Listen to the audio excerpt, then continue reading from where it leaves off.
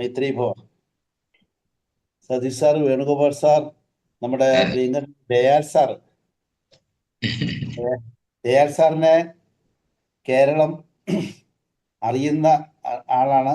അഥവാ ഈ കൂട്ടത്തിൽ ആർക്കെങ്കിലും അറിഞ്ഞുകൂടെങ്കിൽ അദ്ദേഹത്തെ ഒന്ന് പരിചയപ്പെടേണ്ടതാണ്. നമ്മുടെ ഇന്നത്തെ സെഷനിലെ ഏറ്റവും വിലപ്പെട്ട ഒരു വ്യക്തിത്വമാണ് നമുക്ക് കിട്ടിയിരിക്കുന്നത് ദയാൽ സാർ. ഞങ്ങൾ ദയാൽ സാറിന്റെ വീട്ടിൽ പോയി. ദയാൽ സാറിന് സ്വന്തമായി ആലപ്പുഴയിലെ ആകെ സ്വന്തമായ ഒരു വനമുള്ള സ്വന്തമായിട്ടൊരു കാട് ഉള്ള ഒരാളാണ് ദയാൽ സാർ.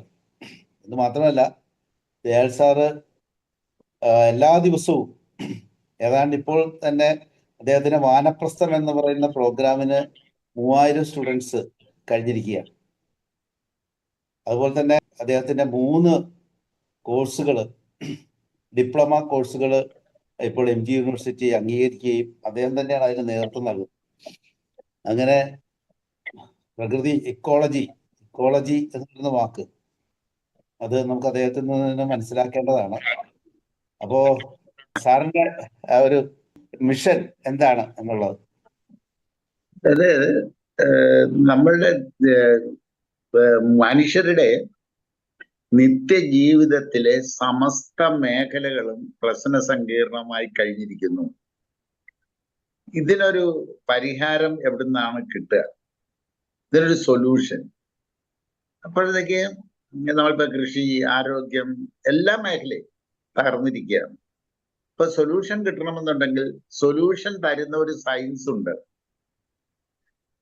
ആ സൊല്യൂഷൻ, അതായത് ഇക്കോളജി എന്ന് പറയുന്ന ഒരു ശാസ്ത്രം, അതൊരു സയൻസ് ഓഫ് സൊല്യൂഷൻ ആണ്. ആ സയൻസ് വെച്ചിട്ടാണ് ഞാൻ മഹാത്മാഗാന്ധി യൂണിവേഴ്സിറ്റിയിൽ ഓർഗാനിക് ഫാമിംഗ് സർട്ടിഫിക്കറ്റ് കോഴ്സ് നടത്തി വരുന്നത് 2011 മുതൽ. അതിന്റെ വിജയം കണക്കിലെടുത്ത് യൂണിവേഴ്സിറ്റി അതിന്റെ ഡിപ്ലോമ കോഴ്സ് അനുവദിച്ചു തന്നിട്ടുണ്ട്. അതിന്റെയും വിജയം കണക്കിലെടുത്തിട്ട് ഹാപ്പിനെസ്, ആർട്ട് ഓഫ് ഹാപ്പിനെസ് എന്ന് പറയുന്ന ഒരു കോഴ്സ് നടത്തി വരും. ഇതാണ് എന്റെ ബേസ്. ഇത് ഞാൻ 85-ൽ തുടങ്ങിയതാണ്. എന്റെ ഗുരു, ഇക്കോളജിയിലെ എന്റെ ഗുരു എന്ന് പറയുന്നത് പ്രൊഫസർ ജോൺ സി ജേക്കബാണ്. പയ്യന്നൂർ കോളേജിലെ സുവോളജി ഡിപ്പാർട്ട്മെന്റിന്റെ തലവനായിരുന്നു അദ്ദേഹം. ഇപ്പോൾ ഇല്ല, മരിച്ചിട്ട് 10 വർഷം ആയിരുന്നു. അപ്പൊ അദ്ദേഹത്തിന്റെ കൂട്ടത്തിൽ കാടാന്തരം കയറി ഇറങ്ങി നടന്നാണ് ഞാനിത് പഠിച്ച് ആ സയൻസിന്റെ ആപ്ലിക്കേഷൻ കൃഷിയിലും ആരോഗ്യത്തിലും ഒക്കെ ചെയ്തു വരികയാണ്. ഇതെല്ലാമാണ് നമ്മൾ ഈ വാനപ്രസ്ഥം എന്ന കോഴ്സിലൂടെയും പഠിപ്പിക്കുന്നത്. വാനപ്രസ്ഥം കോഴ്സ് യൂണിവേഴ്സിറ്റിയിൽ ഇല്ല, പുറത്ത് നടക്കുന്ന ഒരു കോഴ്സാണ്. അതൊരു ഹോം സ്റ്റഡി കോഴ്സാണ്. ഏതെങ്കിലും ഒരു സ്ഥലത്ത് ഒരു 10-40 പേര് ഒരുമിച്ച് ഈ വിഷയം വേണമെന്ന് പറഞ്ഞാൽ അങ്ങോട്ട് ചെല്ലുകയാണ്. ആഴ്ചയിൽ ഒരു ദിവസം വെച്ച് 20 ആഴ്ച കൊണ്ട് തീരുന്ന ഒരു കോഴ്സാണിത്. ഇതാണ് എൻ്റെ ബാക്ക്ഗ്രൗണ്ട്. ഇന്ന് നമ്മളുടെ വിഷയം എടുത്തിരിക്കുന്നത് ഈ ലഹരി സംബന്ധമായിട്ടാണെന്ന് എന്തൊക്കെ വന്നപ്പോൾ പറഞ്ഞു. അതെ, ലഹരി സംബന്ധമാണല്ലോ. അത് നമുക്ക് എങ്ങനെ പരിഹരിക്കാം എന്നുള്ളതിനെ പറ്റിയല്ലേ ഡിസ്കഷൻ? അതെ സാർ, അതെ. അത് നടത്താൻ ഞാൻ കേൾക്കട്ടെ. എന്റേതായ അഭിപ്രായം ഞാൻ പറയാം. സൊല്യൂഷൻ ഉണ്ട്, ഇക്കോളജി വഴിയിൽ സൊല്യൂഷൻ ഉണ്ട്.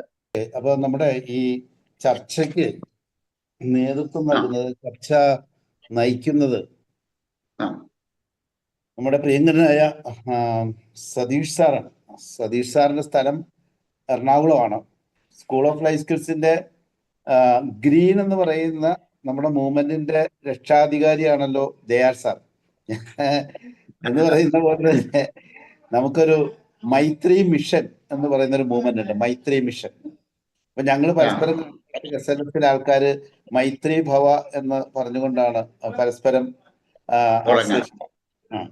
അപ്പോ സതീഷ് സാറാണ് അതിന്റെ നാഷണൽ കോർഡിനേറ്റർ. അപ്പൊ സതീഷ് സാർ ഇന്നത്തെ ചർച്ച നയിക്കും. ലഹരി പിടിമുറുക്കും കാലം, പ്രതിരോധ കവചം തീർക്കേണ്ടതാര്? ഇതാണ് നമ്മുടെ സബ്ജക്റ്റ്. ലഹരി ഇത് ആരുടെ ഉത്തരവാദിത്വമാണ്? അപ്പൊ നമുക്ക്, ഞാനും സതീഷ് സാറിന്റെ കൂടെ കൂടും ഇടക്കാരന്. സതീഷ് സാറിന് ചിലപ്പോൾ എല്ലാവരെയും പരിചയമില്ലാത്തത് കൊണ്ട് ചിലപ്പോൾ അത്യാവശ്യ സന്ദർഭങ്ങളിലെല്ലാം തന്നെ സതീഷ് സാറിനോടൊപ്പം ഞാനും ഉണ്ടായിരിക്കും. ഞങ്ങള് ഈ ചർച്ച ഒരു തുടക്കമാണ്. ചിലപ്പോൾ ഇത് എത്ര ദിവസം നീണ്ടുപോകുമെന്ന് എനിക്കറിയില്ല. പക്ഷേ ഈ ചർച്ചയുടെ അവസാനം നമുക്കൊരു ആക്ഷൻ പ്ലാൻ വേണം. അതാണ് നമ്മുടെ ഒരു ലക്ഷ്യം.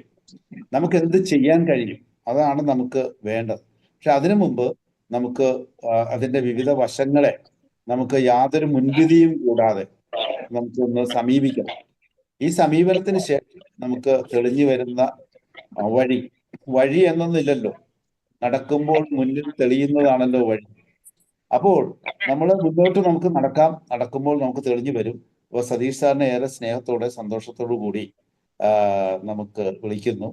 ചർച്ച ഒന്ന് ഒരു ആമുഖം സംസാരിക്കും. മൈത്രി ഭവ. വളരെ പ്രമുഖരൊക്കെ ഉണ്ട്, ജയന്ത് സാറൊക്കെ ഉണ്ട്. ഞാൻ ഈ വിഷയം സാധാരണഗതിയിൽ ഇവിടെ ആരെങ്കിലും വിഷയം അവതരിപ്പിക്കുമ്പോൾ അതിനെ വെൽക്കം ചെയ്യുകയാണ് ചെയ്യാറുള്ളത്. ഇപ്പൊ ഈ വിഷയത്തെ കുറിച്ച് ചില ചിന്തകൾ മാത്രം പറഞ്ഞുകൊണ്ട്, ചില പോയിന്റുകൾ മാത്രം പറഞ്ഞുകൊണ്ട് നമുക്ക് ഡിസ്കഷനിലേക്ക് പോകാം. ഇവിടെ ലഹരി പിടിമുറുക്കും കാലം, പ്രതിരോധ കവചം തീർക്കേണ്ടതാര് എന്നാണ് ചോദ്യം. ലഹരി പിടിമുറുക്കുന്ന കാലം എന്നാ പറയണേ. അപ്പൊ എന്താണ് ഒരാളെ ലഹരിയിലേക്ക് നയിക്കുന്നത്? അതിനെ കുറിച്ച് ഞാൻ സൈക്കോളജിക്കൽ ബാക്ക്ഗ്രൗണ്ടിലോ അല്ലെങ്കിൽ നമ്മുടെ വളർത്തു ദോഷമെന്നോ അല്ലെങ്കിൽ നമ്മുടെ പാരന്റിന്റെ പ്രശ്നങ്ങളെന്നോ ഒന്നും ഞാൻ അതിൽ കാണുന്നില്ല. അതൊക്കെ അവിടെ നിൽക്കട്ടെ, അതൊക്കെ വേറെ നമ്മുടെ അനാലിസിസ് ആണ്. നമ്മളിവിടെ കാണുന്നത് എന്താണ്? ലഹരി. ചെറിയ കുട്ടികൾ പോലും ലഹരിക്ക് അടിമപ്പെടുന്നു. പലപ്പോഴും അത് പലതിൽ നിന്നും ഒളിച്ചോട്ടമാകാം, അല്ലെങ്കിൽ നീതി നിഷേധിക്കുന്നു എന്ന് അവർക്ക് തോന്നുന്നത് കൊണ്ടാകാം, അല്ലെങ്കിൽ അധികാരികളിൽ നിന്നുള്ള ഒരു സംരക്ഷണവുമാകാം. വാസ്തവത്തിൽ ഒരു പരിധി വരെ ഞാൻ ലഹരി ഉപയോഗിക്കുമ്പോ എന്തുകൊണ്ട് സമൂഹം എതിർക്കണം? മനുഷ്യന് ലഹരി വേണ്ടേ? വേണ്ട എന്ന് തറപ്പിച്ച് പറയാൻ പറ്റുമോ? ഇവിടെ നമ്മളുടെ ഗവൺമെന്റ്, നമ്മുടെ അധികാരികള് മാക്സിമം ഈ ലഹരിയെ പ്രോത്സാഹിപ്പിക്കുകയല്ലേ ചെയ്യുന്നത്. ഒരു ഉദാഹരണം, ലിക്കറിന് വേണ്ടി ഓരോ പ്രാവശ്യവും അതിന്റെ കൺസംഷൻ കുറയ്ക്കാൻ വേണ്ടിയിട്ടാണ് ടാക്സ് കൂട്ടണമെന്ന് പറയുന്നു. പക്ഷെ സംഭവിക്കുന്നത് എന്താണ്? അതുകൊണ്ട് കൂടുതൽ ആളുകൾ കുടി നിൽക്കുന്നില്ല. അത് സംഭവിക്കുന്നത് ഈ സമൂഹത്തിലെ നാശമാണ്. ഫൈനാൻസ് ആയിട്ട് ഓരോ വീടുകളും തകരുകയാണ് ചെയ്യുന്നത്. അപ്പൊ ഒരു വശത്ത് ലഹരിയെ കെട്ടിപ്പിടിക്കുകയും മറുവശത്ത് ലഹരിയെ എതിർക്കുകയും ചെയ്യുന്ന ഒരു സംസ്കാരമല്ലേ ഇന്ന് ഇവിടെ ഉള്ളത്. തീർച്ചയായിട്ടും നമുക്ക് കാരണങ്ങൾ പറയുമ്പോൾ മാതാപിതാക്കന്മാരുടെ വാത്സല്യം കിട്ടിയില്ല, ഇതൊക്കെ എക്സ്ക്യൂസുകളാണ്. കൂടാതെ ഇവരെ ട്രാപ്പ് ചെയ്യാനുള്ള ഒരു ഗ്രൂപ്പ്, കുട്ടികളെ ട്രാപ്പ് ചെയ്യാനുള്ള ഒരു ഗ്രൂപ്പ് ഇവിടെ ഇല്ലേ? ഈ ഗ്രൂപ്പിന് അധികാരി വർഗത്തിന്റെ ഇൻഡയറക്റ്റ് ആയിട്ടുള്ള സഹായമില്ലേ? ഒന്നും വേണ്ടല്ലോ, ലഹരിയുടെ പ്രവാഹം നിന്നു കഴിഞ്ഞാൽ ഇത് നിൽക്കില്ലേ? ലഹരിയുടെ പ്രവാഹം നിൽക്കാൻ വേണ്ടിയിട്ട് വല്ലതും കാര്യമായിട്ട് ചെയ്യുന്നുണ്ടോ? കുറെ മരണം കാണുമ്പോ ഒരു ആക്ഷൻ പ്ലാൻ നടത്തുന്നുണ്ട്, അല്ലെങ്കിൽ ബോധവൽക്കരണം. എന്ത് ബോധവൽക്കരണം? ആരെ ബോധവൽക്കരിക്കും? ബോധവൽക്കരിക്കുന്നത് വെളുവുള്ളവനെ ബോധവൽക്കരിക്കാൻ പറ്റുള്ളൂ. ഈ പറയുന്ന ലഹരിക്ക് അടിമയുള്ളവരെ നമുക്ക് അങ്ങനെ ചെയ്യാൻ പറ്റുമോ? അപ്പൊ ലഹരി ഒരുപാട് ആയാലല്ലേ പ്രശ്നം. ലഹരി ഒരാൾക്ക് എത്രയാകാം. പിന്നെ നമ്മുടെ ഹെർബ്സ്, സാറ് കാടിന്റെ ആളാണ്. ഹെർബ് എന്തിനാണ് അത് തടയണത്? ശരിക്ക് കഞ്ചാവെന്ന് ഇത്ര പ്രശ്നമുള്ളതാണോ? എനിക്കറിയില്ല, ചർച്ചയ്ക്ക് വേണ്ടി ഞാൻ പറയുകയാണ്. അപ്പൊ പലപ്പോഴും ഇവിടെ കെമിക്കൽ ലെവലിലേക്കാണ് കൂടുതൽ പ്രശ്നങ്ങൾ വരുന്നത്. ഇത് തടയാൻ പറ്റുമോ? മനുഷ്യന് ലഹരിയോടുള്ള ആസക്തി ഇല്ലേ? അത് അപകടം വരുന്നത് സമൂഹത്തിനും നമ്മുടെ ചുറ്റുപാടുകൾക്കും എതിരാവുമ്പോഴല്ലേ? മരണങ്ങൾ വരുമ്പോഴല്ലേ? അപകടങ്ങൾ വരുമ്പോഴല്ലേ? ഒരാൾ ഭ്രാന്തനായി മാറി അമ്മയെയും അച്ഛനെയോ കൊല്ലുന്നൊരവസ്ഥ വരുമ്പോഴാണ്. ഇതിന് ഉത്തരവാദി ആരാണ് എന്നാണ് ആ ചോദ്യം. ഇതിന് ഉത്തരവാദി ആരാണ് എന്ന് ചോദിച്ചാൽ നമുക്ക് കണ്ടുപിടിക്കേണ്ടിയിരിക്കുന്നു. ഇതേപോലെയുള്ള ഒരു ഗവൺമെന്റ് ഉള്ളപ്പോ ഭരണകർത്താക്കൾക്ക് ഡ്രഗ്സ് നിയന്ത്രിക്കാൻ ഉള്ള ശ്രമം മാത്രമേ ഉള്ളൂ. ഡ്രഗ്സിൽ നിന്നും ഒരുപാട് പണം ഉണ്ടാക്കുന്ന ആൾക്ക് എങ്ങനെ ഈ രണ്ട് മൈൻഡ് എടുക്കാൻ പറ്റും? അതാണ് നമ്മളിവിടെ ചെയ്യുന്നത്. ഭരിക്കണമെങ്കിൽ ഇന്ന് ഗവൺമെന്റ് നിലനിൽക്കണമെങ്കിൽ ലിക്കർ വേണം, അല്ലെങ്കിൽ മറ്റുള്ള അതെല്ലാം വേണം. അതോടൊപ്പം തന്നെ അതിനെ ഇല്ലാതാക്കാൻ ശ്രമിക്കുന്നു. ലിക്കറിൽ നിന്ന് ഞാൻ പണം ഉണ്ടാക്കിയിട്ട് ആ പണം ഇങ്ങനെയുള്ള ആളുകളെ പുനരധിവസിപ്പിക്കാനും അതിനെ തടയാനുമുള്ള എൻ്റെ ഒരു ശ്രമം, ഇത് എത്രമാത്രം മോശമാണ്. ഈ ഒരു സമൂഹത്തില് നമുക്ക് പലതും ചെയ്യാൻ പറ്റുമെന്ന് പറയാമെങ്കിലും ഒരുപാട് ലിമിറ്റേഷൻസ് നമുക്കില്ലേ? കുട്ടികൾ ഇങ്ങനെ ചെയ്യുന്നതിന് എന്തുകൊണ്ടാണ്? ഗവൺമെന്റ് അല്ലേ അതിന് കാരണം? ആരെയും കുറ്റപ്പെടുത്തുകയല്ല, നമ്മുടെ സമൂഹവും അങ്ങനെയല്ലേ. ഒരു ലഹരി എന്ന് പറയണത് ലഹരി തന്നെയാണ്. അതിലേക്ക് മനുഷ്യൻ ആകർഷിക്കപ്പെടും. അത് ഏത് ലഹരി ആയാലും. ചിലർക്ക് സ്പിരിച്വൽ ലഹരി ആയിരിക്കാം. അങ്ങനെ പല ലഹരിയുണ്ട്. പണത്തിന്റെ ലഹരി, മദ്യത്തിന്റെ ലഹരി, ഇപ്പോ കെമിക്കൽ ഡ്രഗ്സിന്റെ ലഹരി. ഇത്തരം ഒരു ഇൻട്രൊഡക്ഷൻ പറഞ്ഞുകൊണ്ട്, ഇത്രയേ ഉള്ളൂ ഇൻട്രൊഡക്ഷൻ, കൊച്ചു ഇൻട്രൊഡക്ഷൻ പറഞ്ഞുകൊണ്ട് ഞാൻ ഈ ചർച്ചയിലേക്ക് നിങ്ങളെ ക്ഷണിക്കുന്നു. Thank you. മൈത്രി ഭവ. സതീഷ് സാറ് ശരിക്കും ഒരു മലയാളിയുടെ രോക്ഷം ആ വാക്കുകളിലുണ്ട്. അപ്പൊ നമുക്ക് ഈ രോക്ഷങ്ങളെ എല്ലാം കൂടെ കൂട്ടി യോജിപ്പിച്ചുകൊണ്ട് ഒരു മൂവ്മെന്റ് ഉണ്ടാവണം. അപ്പൊ തീർച്ചയായിട്ടും എല്ലാവരും ഒരു 2-3 മിനിറ്റ് എടുത്ത്, എനിക്ക് തോന്നുന്നത് ഈ മേഖലയിൽ ശശികുമാർ സാറ് ഈ വിഷയത്തിൽ ഞങ്ങളിങ്ങനെ ഇടയ്ക്കൊരു ചർച്ചയൊക്കെ ചെയ്തിട്ടുള്ളതാണ്.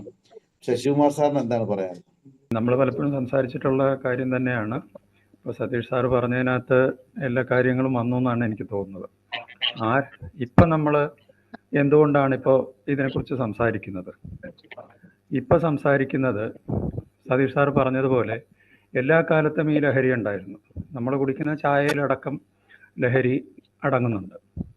അങ്ങനെ പല ലെവലുകളിൽ നമ്മൾ ലഹരി കൺസ്യൂം ചെയ്യുന്നുണ്ട്. അത് സാധാരണഗതിയിൽ ദോഷകരമല്ലാത്ത അവസ്ഥ അതിനുണ്ട്. അതാണ് സതീഷ് സാറ് പറഞ്ഞാലെന്ന് എനിക്ക് മനസ്സിലായത്. ഇപ്പം നമ്മളിത് ചർച്ച ചെയ്യാനുള്ള പ്രധാന കാരണം എന്ന് എനിക്ക് തോന്നിയത്, ഈ ലഹരി ഉപയോഗിക്കുന്ന ആളുകൾ, ലഹരിക്ക് അടിപ്പെട്ട ആളുകൾ, ലഹരിക്ക് അടിമയായ ആളുകൾ, അഡിക്റ്റായ ആളുകൾ വയലൻസിലേക്ക് തിരിയുന്നു. സമീപകാലത്ത് നമ്മൾ കോഴിക്കോട്ട് ഒരമ്മയെ മകൻ വധിക്കുന്നത് കണ്ടു. അതിനുശേഷം നമ്മുടെ തിരുവനന്തപുരത്ത് 5 പേര് സ്വന്തം കാമുകിയടക്കം അടുത്ത ഉറ്റ ബന്ധുക്കളെ കൊല്ലുന്നത്, നിഷ്ഠൂരമായി കൊല്ലുന്നത് നമ്മൾ കണ്ടു. അപ്പം ഇത്തരം ക്രിമിനൽ ആക്ടിവിറ്റിയിലേക്ക് ഈ ലഹരിയുടെ ഉപയോഗം ഒരു പ്രചോദനമാകുന്നത് ഇപ്പോൾ ഈ സമീപകാലത്ത് നിത്യേന എന്നോണം സംഭവിച്ചുകൊണ്ടിരിക്കുകയാണ്. അപ്പോൾ അതായിരിക്കാം ഒരുപക്ഷെ ഇപ്പം നമ്മൾ ഇതിനെക്കുറിച്ച് ചർച്ച ചെയ്യാൻ. എല്ലാ കാലത്തും ലഹരി വിരുദ്ധ ബോധവൽക്കരണം, പ്രസംഗങ്ങൾ, പ്രഭാഷണങ്ങൾ, അത്തരം ഇനിഷ്യേറ്റീവ്സ് ഒക്കെ എല്ലാ കാലത്തും ഉണ്ടായിട്ടുണ്ട്. ഇപ്പോൾ ഞാൻ ഓർക്കുന്നത് MP മന്മഥൻ സാറിനെയും G കുമാരപിള്ള സാറിനെയൊക്കെയാണ്. അപ്പോൾ അവരൊക്കെ എത്രയോ വർഷങ്ങൾക്ക് മുമ്പ് ആരംഭിച്ച ഒരു പ്രസ്ഥാനമാണ് മദ്യവിരുദ്ധ പ്രസ്ഥാനം എന്ന് പറയുന്നത്.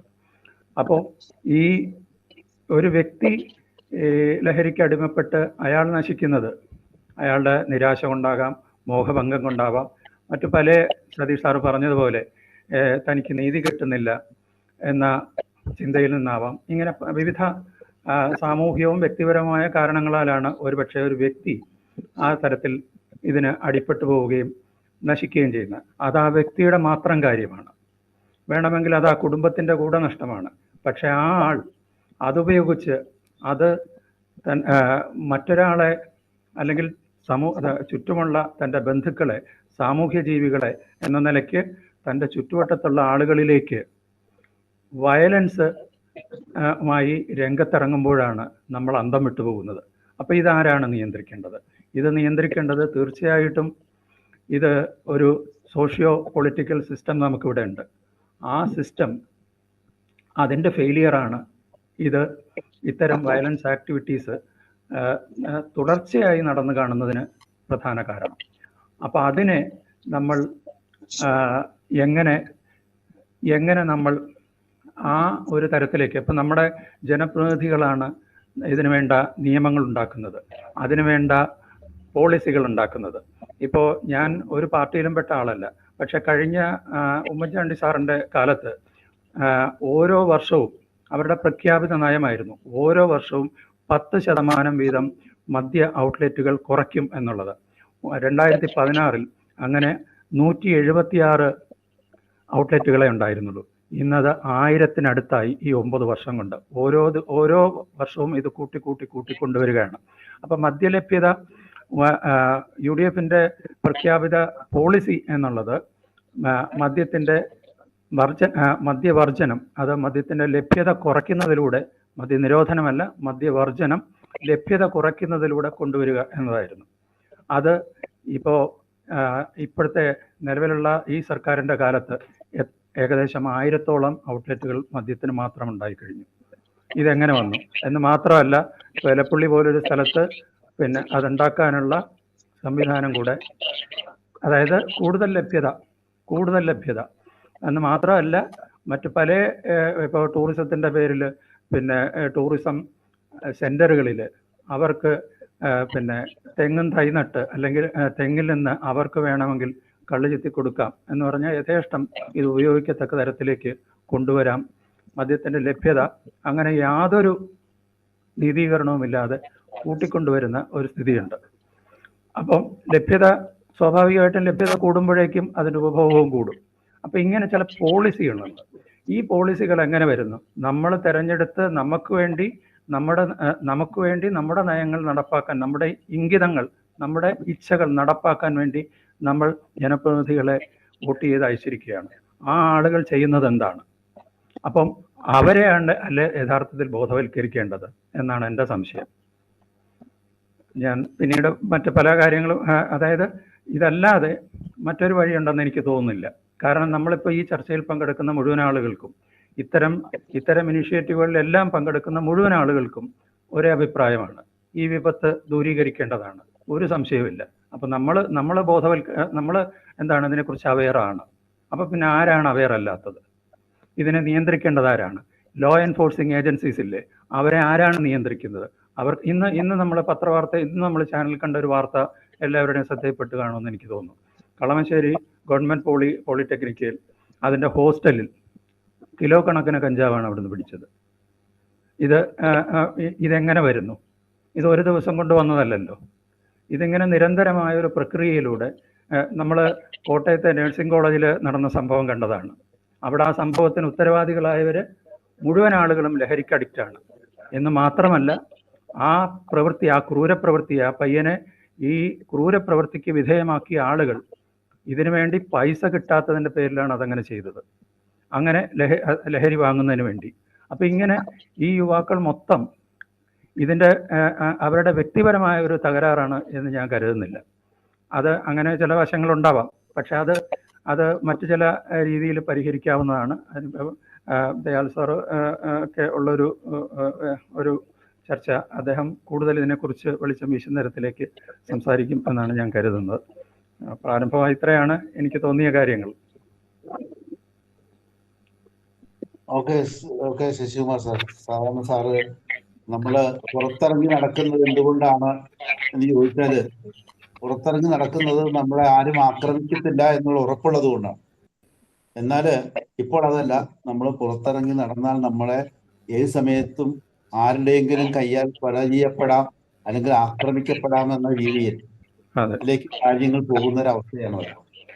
അതെ, അപ്പൊ അങ്ങനെ ഉണ്ടാവുന്നുണ്ടെങ്കിൽ അതൊരു സിസ്റ്റത്തിന്റെ ഫെയിലിയർ ആണ്. ലോ ആൻഡ് ഓർഡറിന്റെ ആ സിസ്റ്റം നടപ്പാക്കുന്നതിന്റെ, അത് എൻഫോഴ്സ് ചെയ്യുന്നവരുടെ ഒക്കെ ഒരു പരാജയമായിട്ട് അതിനെ എടുക്കണം. അപ്പൊ ആ റൂട്ടിലേക്ക് നമ്മുടെ ഈ കാരണം അന്വേഷിച്ചുള്ള ആ പോക്ക് ആ റൂട്ടിലേക്ക് എത്തണം എന്നാണ് എനിക്ക് തോന്നുന്നത്. അപ്പൊ നമ്മുടെ നാസർ സാറ് ഒക്കെ നമ്മളോടൊപ്പം കൂടിയിട്ടുണ്ട്.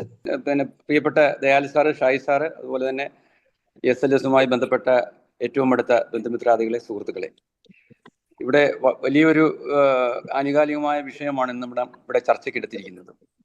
ഞാൻ ആദ്യമേ തന്നെ പറയട്ടെ, ഞാൻ കഴിഞ്ഞ ആഴ്ച ഈ വിഷയവുമായി ബന്ധപ്പെട്ട് ഒരു ചർച്ചയിൽ പങ്കെടുക്കുകയുണ്ടായി. സതീഷ് സാർ പറഞ്ഞ കാര്യങ്ങൾ തന്നെയാണ് ഞാൻ അവിടെ പോയിന്റ് ഔട്ട് ചെയ്തത്. കഴിഞ്ഞ ഒരു 10-25 വർഷത്തെ ചരിത്രം എടുത്തു നോക്കുകയാണെങ്കിൽ ധാരാളം ഡ്രഗ്സിന്റെ ശേഖരങ്ങൾ ഗവൺമെന്റ് പിടികൂടപ്പെട്ടിട്ടുണ്ട്. പക്ഷേ ഇതിന്റെ ആ ഉത്ഭവം എവിടെ നിന്നാണ് എന്നുള്ളതിനെ കുറിച്ച് ഇന്ന് വരെ ഒരു ന്യൂസും പുറത്തു വിട്ടിട്ടില്ലെന്നുള്ളതാണ്. കാരണം ഉത്ഭവം കണ്ടെത്തി അവിടെ അത് അടയ്ക്കുവാൻ കഴിഞ്ഞിരുന്നുവെങ്കിൽ നമ്മുടെ ഈ തലമുറകൾ ഈ കഴിഞ്ഞ 25 വർഷമായി ഇത്രയും ഒരു അധപ്പതനത്തിന്റെ പാതയിലൂടെ പോകില്ലായിരുന്നു എന്നുള്ളതാണ് നാം മനസ്സിലാക്കേണ്ട കാര്യം. ഇവിടെ സംഭവിച്ചുകൊണ്ടിരിക്കുന്ന എന്താണ്? ഗവൺമെന്റ് റൺ ചെയ്യുന്നത് പോലും ഇത്തരം ഡ്രഗ്സിന്റെയോ ഡ്രിങ്ക്സിന്റെയോ ഒക്കെ വരുമാനത്തിന്റെ ലാഭവിഹിതം കൊണ്ട് തന്നെയാണ്. അങ്ങനെ നോക്കുമ്പോൾ കുറ്റം ചെയ്യുകയും കുറ്റത്തിന് പ്രേരണ നൽകുന്നവരെയും ഒരുമിച്ച് ശിക്ഷിക്കുവാൻ നീതിന്യായ വകുപ്പ് നടപടികൾ സ്വീകരിക്കുന്നുവെങ്കിൽ ഇവിടെ ആദ്യം നടപടികൾ സ്വീകരിക്കേണ്ടത് ഇതിന് പ്രേരണ കൊടുക്കുന്ന സർക്കാരുകളെയാണ് എന്നുള്ള കാര്യത്തിൽ യാതൊരു തർക്കവുമില്ല. അത് ഇവിടുത്തെ ഗവൺമെന്റ് തന്നെയല്ല, തമിഴ്നാട് സർക്കാരാണെങ്കിലും കർണാടക സർക്കാരാണെങ്കിലും അവിടെയൊക്കെ ഈ വിഷയങ്ങളുണ്ട്. ഇതിന്റെ ഒരു മാഫിയ ബെൽറ്റ് എന്ന് പറയുന്നത് നമ്മുടെ ഇന്ത്യക്ക് പുറത്തുനിന്നാണ് ഇത് കൂടുതൽ വന്നുകൊണ്ടിരിക്കുന്നതെന്നാണ് ഈ അടുത്ത കാലത്തെ സംഭവവികാസങ്ങൾ സൂചിപ്പിക്കുന്നത്. ഏതോ ഒരു ആഫ്രിക്കൻ കൺട്രീസിലാണ് ഇപ്പോൾ ഒരു ഹൈദരാബാദിൽ മെഡിസിന് പഠിക്കുന്ന ഒരു സ്റ്റുഡന്റിൽ നിന്നും ഇപ്പോൾ കഞ്ചാവിന്റെ ശേഖരം ഇതിന്റെ ഒരു ഉത്ഭവം കണ്ടെത്തിയിരിക്കുന്നത്. അപ്പൊ ഇന്ത്യക്ക് പുറത്തുനിന്നാണ് ഇത് വന്നുകൊണ്ടിരിക്കുന്നത് എന്നുള്ളതാണ്. എങ്കിൽ തന്നെയും ഓരോ ഗവൺമെന്റിനും ഇതിന്റെ റൂട്ട് ഇതിന്റെ റൂട്ട് സോഴ്സ് കണ്ടെത്തി അത് അടയ്ക്കുവാനുള്ള നടപടികൾ കൈക്കൊണ്ടില്ല എന്നുണ്ടെങ്കിൽ അത് വലിയ ഒരു എന്തോ പറയണ്ട, ഒട്ടും വിദൂരമല്ലാത്ത ഭാവിയിൽ നമ്മുടെ ഈ നാട് ഒരു വലിയ തകർച്ചയിലേക്ക് പോകുന്നുള്ള കാര്യത്തിൽ യാതൊരു സംശയവുമില്ല കാര്യത്തിൽ. അപ്പൊ എന്തായാലും ഈ നമ്മുടെ കുഞ്ഞുങ്ങളെ സംബന്ധിച്ചിടത്തോളം നേരത്തെ ഈ ഡ്രഗ്സിന്റെ കാര്യം തന്നെയല്ല, ഇപ്പൊ അച്ഛൻ മദ്യപിക്കുന്ന ഒരാളാണെങ്കിൽ അച്ഛൻ സ്വാഭാവികമായിട്ടും ആ അച്ഛന്റെ മുന്നിൽ മകൻ ഡ്രഗ് അടിച്ച് നിന്ന് കഴിഞ്ഞാൽ അച്ഛന് ചോദിക്കാൻ അവകാശമില്ലാത്തൊരവസ്ഥയിലേക്ക് വരുന്നുണ്ട്. അപ്പം ഇതിന്റെ കൂടെ തന്നെ നമ്മുടെ ഡ്രിങ്ക്സും എന്തോ പറയണ്ട അതിന്റെ ആ ഒരു ലഭ്യതയും ഗണ്യമായി കുറച്ചു കൊണ്ടുവരുന്നത്. നേരത്തെ നമ്മുടെ ശശികുമാർ സാർ പറഞ്ഞതുപോലെ അതിന്റെ ഉപയോഗം ഗണ്യമായി 10% വെച്ചോ 20% വെച്ചോ കുറച്ച് കൊണ്ടുവന്ന് നമ്മുടെ നാടിനെ ഒരു സുരക്ഷിത മേഖലയിലേക്ക് കൊണ്ടുപോകേണ്ട ഒരു ഘട്ടത്തിലേക്കാണ് ഇപ്പോൾ കാര്യങ്ങൾ നീങ്ങിക്കൊണ്ടിരിക്കുന്നത്. അപ്പൊ അതുകൊണ്ട് ഇതിന്റെ സോഴ്സ് ഈ എക്സൈസുകാര് വലിയൊരു ഡിപ്പാർട്ട്മെന്റ് നമുക്കുണ്ട്. അഴിമതിയുടെ കണക്കുകൾ എടുത്തപ്പോൾ ഏറ്റവും കൂടുതൽ അഴിമതി നടക്കുന്ന ഡിപ്പാർട്ട്മെന്റിന്റെ ഏറ്റവും മുൻപന്തിയിൽ നിൽക്കുന്നത് എക്സൈസ് വകുപ്പാണെന്ന് കണ്ടെത്തിയിട്ടുണ്ട്. എങ്ങനെയാണ് എക്സൈസ് വകുപ്പ് അഴിമതികൾ ധാരാളമായി നടക്കുന്നതിന്റെ സോഴ്സ് എവിടുന്ന് ഏതൊക്കെ സോഴ്സിലൂടെയാണ് അവിടെ അഴിമതി കടന്നു വരുന്നത് ചിന്തിക്കേണ്ട വിഷയമാണ്. ഇതിനൊക്കെ ശരിക്കും പറഞ്ഞാൽ റൈറ്റ് ടു ഇൻഫർമേഷൻ കൊടുത്ത് ഇതിന്റെയൊക്കെ പുറകെ പോയി ഇതിന്റെയൊക്കെ സത്യാവസ്ഥ പുറത്തു കൊണ്ടുവരേണ്ടതാണ്. പത്രക്കാരൊന്നും ഇന്ന് ശബ്ദിക്കുന്നില്ല. പത്രക്കാർക്ക് വേണ്ടത് ഗവൺമെന്റിന്റെ പരസ്യങ്ങളാണ്. ഒരു ബാക്ക് പേജ് ഫുൾ പരസ്യം കിട്ടിക്കഴിഞ്ഞാൽ അവരവരുടെ പത്രധർമ്മം പൂർണ്ണമായി നിറവേറ്റുകയാണ്, അവർക്ക് ഒത്താശ പാടിക്കൊണ്ട്. അപ്പൊ ഈ രീതിയിൽ നമുക്ക് എന്ത് ചെയ്യാൻ പറ്റുന്നുള്ളതിനെ കുറിച്ച് ഒരു പിടിയുമില്ല. നമ്മളിപ്പോൾ ഇവിടെ നിന്ന് ചർച്ച ചെയ്യപ്പെടുന്നു എന്നല്ലാതെ ഇതിന് ഗവൺമെന്റിലേക്ക് ഒരു പ്രപ്പോസൽ കൊടുത്താൽ പോലും ഇതിനാവശ്യമായ നടപടികൾ ഉണ്ടാകുമെന്ന് ഒട്ടും പ്രതീക്ഷിക്കേണ്ട കാര്യങ്ങളൊന്നുമില്ല. അപ്പൊ എന്തായാലും കാലത്തിനൊത്ത് സഞ്ചരിക്കുകയല്ലാതെ മറ്റു മാർഗമൊന്നും എന്റെ ഒരു പക്ഷത്തു നിന്ന് ഒരു സൊല്യൂഷൻ വെക്കാനില്ല എന്ന് അടിയറവ് പറഞ്ഞുകൊണ്ട് ഞാൻ തൽക്കാലം എന്റെ വാക്കുകൾ നിർത്തുകയാണ്. നന്ദി, നമസ്കാരം. അപ്പൊ നമുക്ക് ഇനി ദയാൽ സാറിന്റെ വാക്കുകളിലേക്ക് പോകാം. കാരണം ദയാൽ സാർ നമുക്ക് എപ്പോഴും കിട്ടില്ല. കിട്ടിയ ഈ അവസരം നമുക്ക് മുതലെടുക്കുകയും വേണം. സാറിൻ്റെതായ ചില അഭിപ്രായങ്ങൾ ഉണ്ട്. ഇത് ഈ മേഖലയിൽ ഇതിനെക്കുറിച്ചൊക്കെ തന്നെ വർഷങ്ങൾക്ക് മുമ്പ് തന്നെ ഇതിനെക്കുറിച്ചൊക്കെ തന്നെ അഭിപ്രായങ്ങൾ പറയുന്ന കേരളത്തോട് സംവദിക്കുന്ന ഒരാൾ കൂടിയാണ്. അപ്പൊ നമുക്ക് ദയാൽ സാറിന്റെ വാക്കുകൾക്ക് വേണ്ടി ഞങ്ങൾ കാതോർക്കുക. എല്ലാവർക്കും മൈത്രി ഭവ. ഞാനും മൈത്രിയിലെ ഒരു അംഗമാകുകയാണ്. അതായത് ശരിയാണ്, നേരത്തെ ആദ്യം സാർ പറഞ്ഞതുപോലെ മനുഷ്യന് ഒരു ലഹരി കൂടിയേ കഴിഞ്ഞു. അത് ഏത് ലഹരിയാണെന്നുള്ളതാണ് പ്രശ്നം. അതായത് മനുഷ്യന്റെ ലഹരി, യഥാർത്ഥ ലഹരി എന്ന് പറയുന്നത് ആനന്ദ ലഹരിയിലാണ്. ആനന്ദ ലഹരി അത് മനുഷ്യന്റെ ലഹരിയാണ്. അത് മനുഷ്യന് കിട്ടിയേ പറ്റൂ. മനുഷ്യന് ലഹരി കിട്ടിയേ പറ്റൂ. അത് ഏത് ലഹരിയാണ്? അത് ആനന്ദ ലഹരിയാണെന്ന് തിരിച്ചറിയുക എന്നുള്ളതാണ് ആദ്യം. മനുഷ്യനെ ആനന്ദ ലഹരിയിൽ കൊണ്ടെത്തിക്കാനുള്ള കാര്യങ്ങൾ, നേരായ വഴികൾ നമ്മൾ ചെയ്തില്ലെങ്കിൽ മനുഷ്യര് കുറുക്കു വഴിയെടുക്കും. ആ കുറുക്കു വഴിയാണ് മദ്യലഹരി, അല്ലെങ്കിൽ ഈ നമ്മളിപ്പോ കാണിക്കുന്ന കഞ്ചാവ് ലഹരി, ഇതെല്ലാം ലഹരി എന്ന് പറയുന്നത് അതാണ്, കുറുക്കു വഴിയാണ്.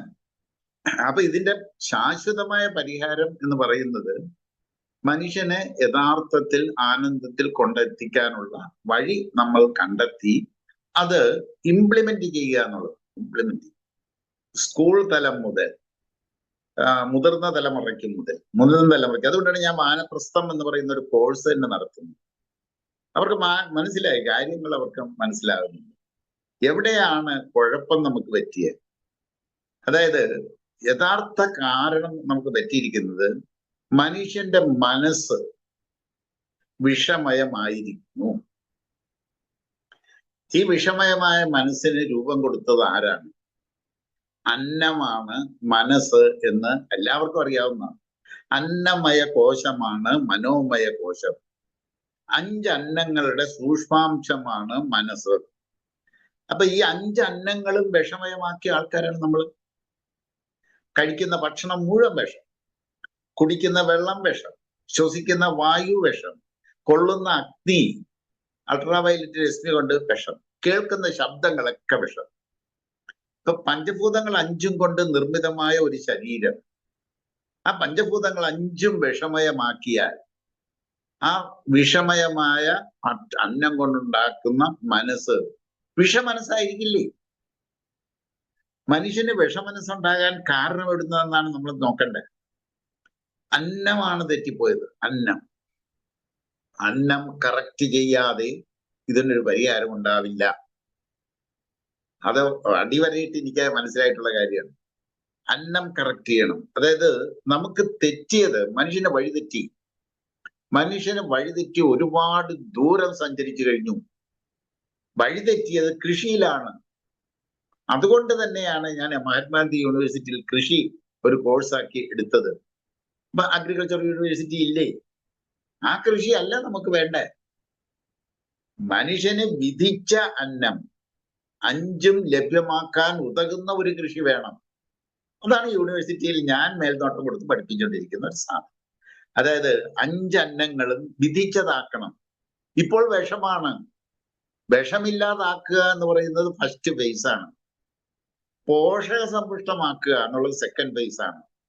തേർഡ് ഫേസില് വിധിച്ച അന്നങ്ങൾ എത്തിക്കുക എന്നുള്ളതാണ് നമുക്ക് ചെയ്യേണ്ട കാര്യം. ഇതാണ്. ഇത് ചെയ്താൽ സംഗതി ശരിയാകും.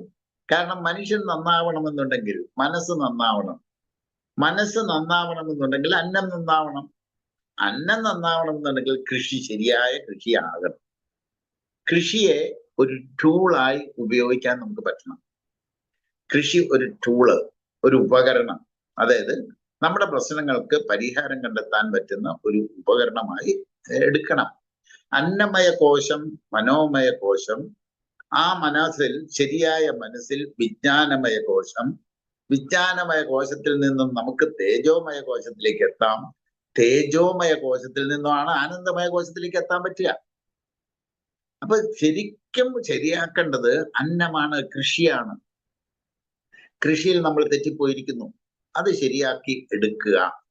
ശരീരവും മനസ്സും ഒരേപോലെ ശുദ്ധമാക്കാൻ പറ്റുന്ന ഒരു പദ്ധതിയാണ്. ആരോഗ്യം വീണ്ടെടുക്കണം, ശാരീരിക ആരോഗ്യവും വീണ്ടെടുക്കണം, മാനസിക ആരോഗ്യവും വീണ്ടെടുക്കണം എന്നുണ്ടെങ്കിൽ അന്നങ്ങൾ കറക്റ്റ് ചെയ്താൽ മതി.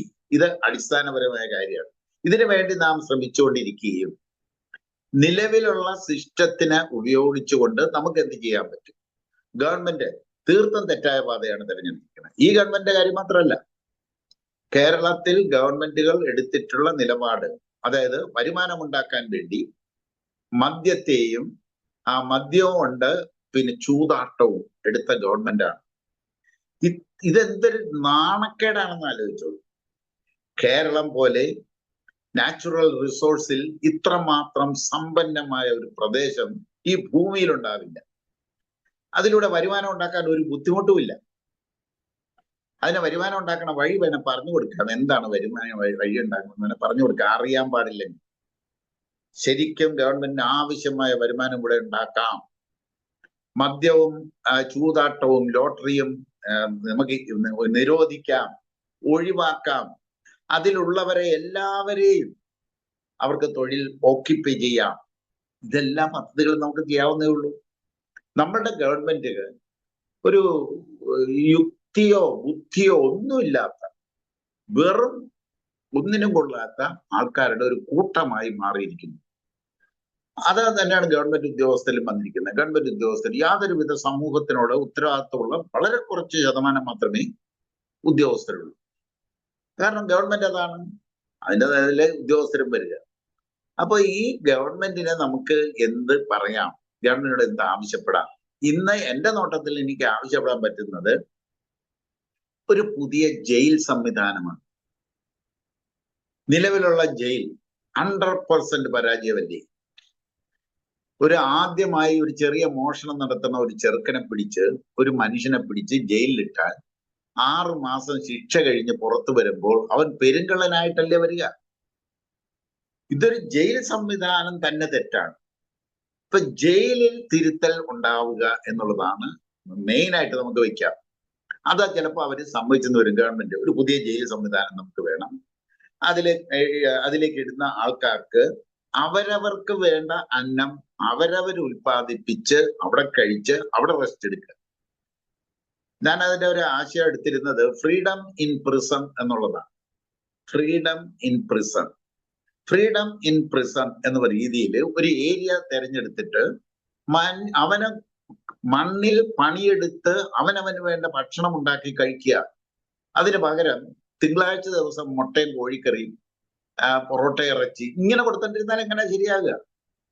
അവന്റെ അന്നം കറക്റ്റ് ചെയ്യാൻ ഉതകുന്ന വിധത്തിലുള്ള ഒരു പുതിയ ജയിൽ സംവിധാനം ഉണ്ടാക്കാൻ ഗവൺമെന്റിനോട് പറയുകയും ഏത് തെറ്റ് കുറ്റവാളിയും അതിനകത്തിട്ട് അവന് ശിക്ഷയല്ല, അവനൊരു ചികിത്സ കൊടുക്കുന്ന ഒരു സംവിധാനത്തിലേക്കാണ് നമ്മൾ വരേണ്ടത്. അത് ഈസിയാണ്, നടപ്പാക്കാൻ വളരെ ഈസിയാണ്. അവരവർ പണിയെടുത്ത് അവരവർ തിന്നുന്നതല്ലേ സുഖമായിട്ട് വിടുന്ന അവസ്ഥ. പതുക്കെ പതുക്കെ അതിനു വേണ്ട എല്ലാ ഒത്താശകളും നമുക്ക് ചെയ്തു കൊടുക്കാം. കൃഷി പഠിപ്പിച്ചു കൊടുക്കാം. ആദ്യം തുടക്കത്തിൽ കുറച്ച് കൃഷിക്കാരെ വേണേ ഇവിടെ വിട്ടുകൊടുക്കാം. പക്ഷെ ഇവർ ഓരോരുത്തരും മണ്ണിൽ പണിയെടുക്കണം.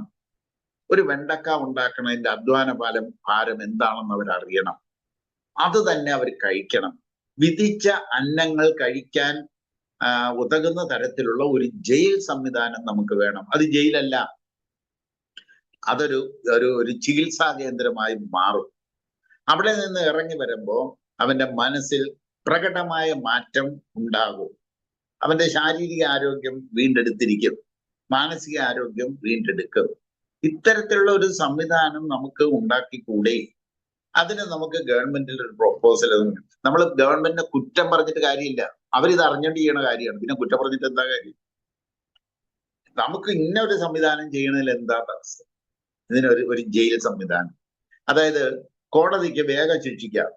കാരണം ഇതൊരു കുഴപ്പമൊന്നുമില്ലാത്ത കാര്യമല്ല. കോടതിക്ക് ഒരു സംശയം വന്നു കഴിഞ്ഞാൽ ശിക്ഷിക്കാം. ഇങ്ങനത്തെ ഒരു ജയിൽ സംവിധാനം രൂപപ്പെടുക തന്നെ വേണം. ഇതിനെല്ലാം ഞാൻ പറയുന്നത് ബേസ് എന്ന് പറയുന്നത് ഒരു ശാസ്ത്രത്തിന്റെ ബേസിലാണ്. ഞാൻ പഠിപ്പിച്ചുകൊണ്ടിരിക്കുന്നതും ഇക്കോളജി എന്ന് പറയുന്ന ഒരു ശാസ്ത്രമാണ്. ആ ശാസ്ത്രത്തിന് ഏത് പ്രശ്നത്തിനും സൊല്യൂഷൻ ഉണ്ട്. ആ സൊല്യൂഷൻ ശാശ്വതമായ ലളിതമായ സൊല്യൂഷനാണ് നമുക്ക് കിട്ടുക. അപ്പൊ അതിലേക്ക് നമുക്ക് ഒരു ഫൈനൽ വരുമ്പോഴത്തേക്ക് അത് ചെയ്യാം. നിർത്തണം എന്ന് തന്നെ നമുക്ക് പറയണം. ലോട്ടറി എന്ന ചൂതാട്ടം നിർത്തണം, മദ്യം നിർത്തണം.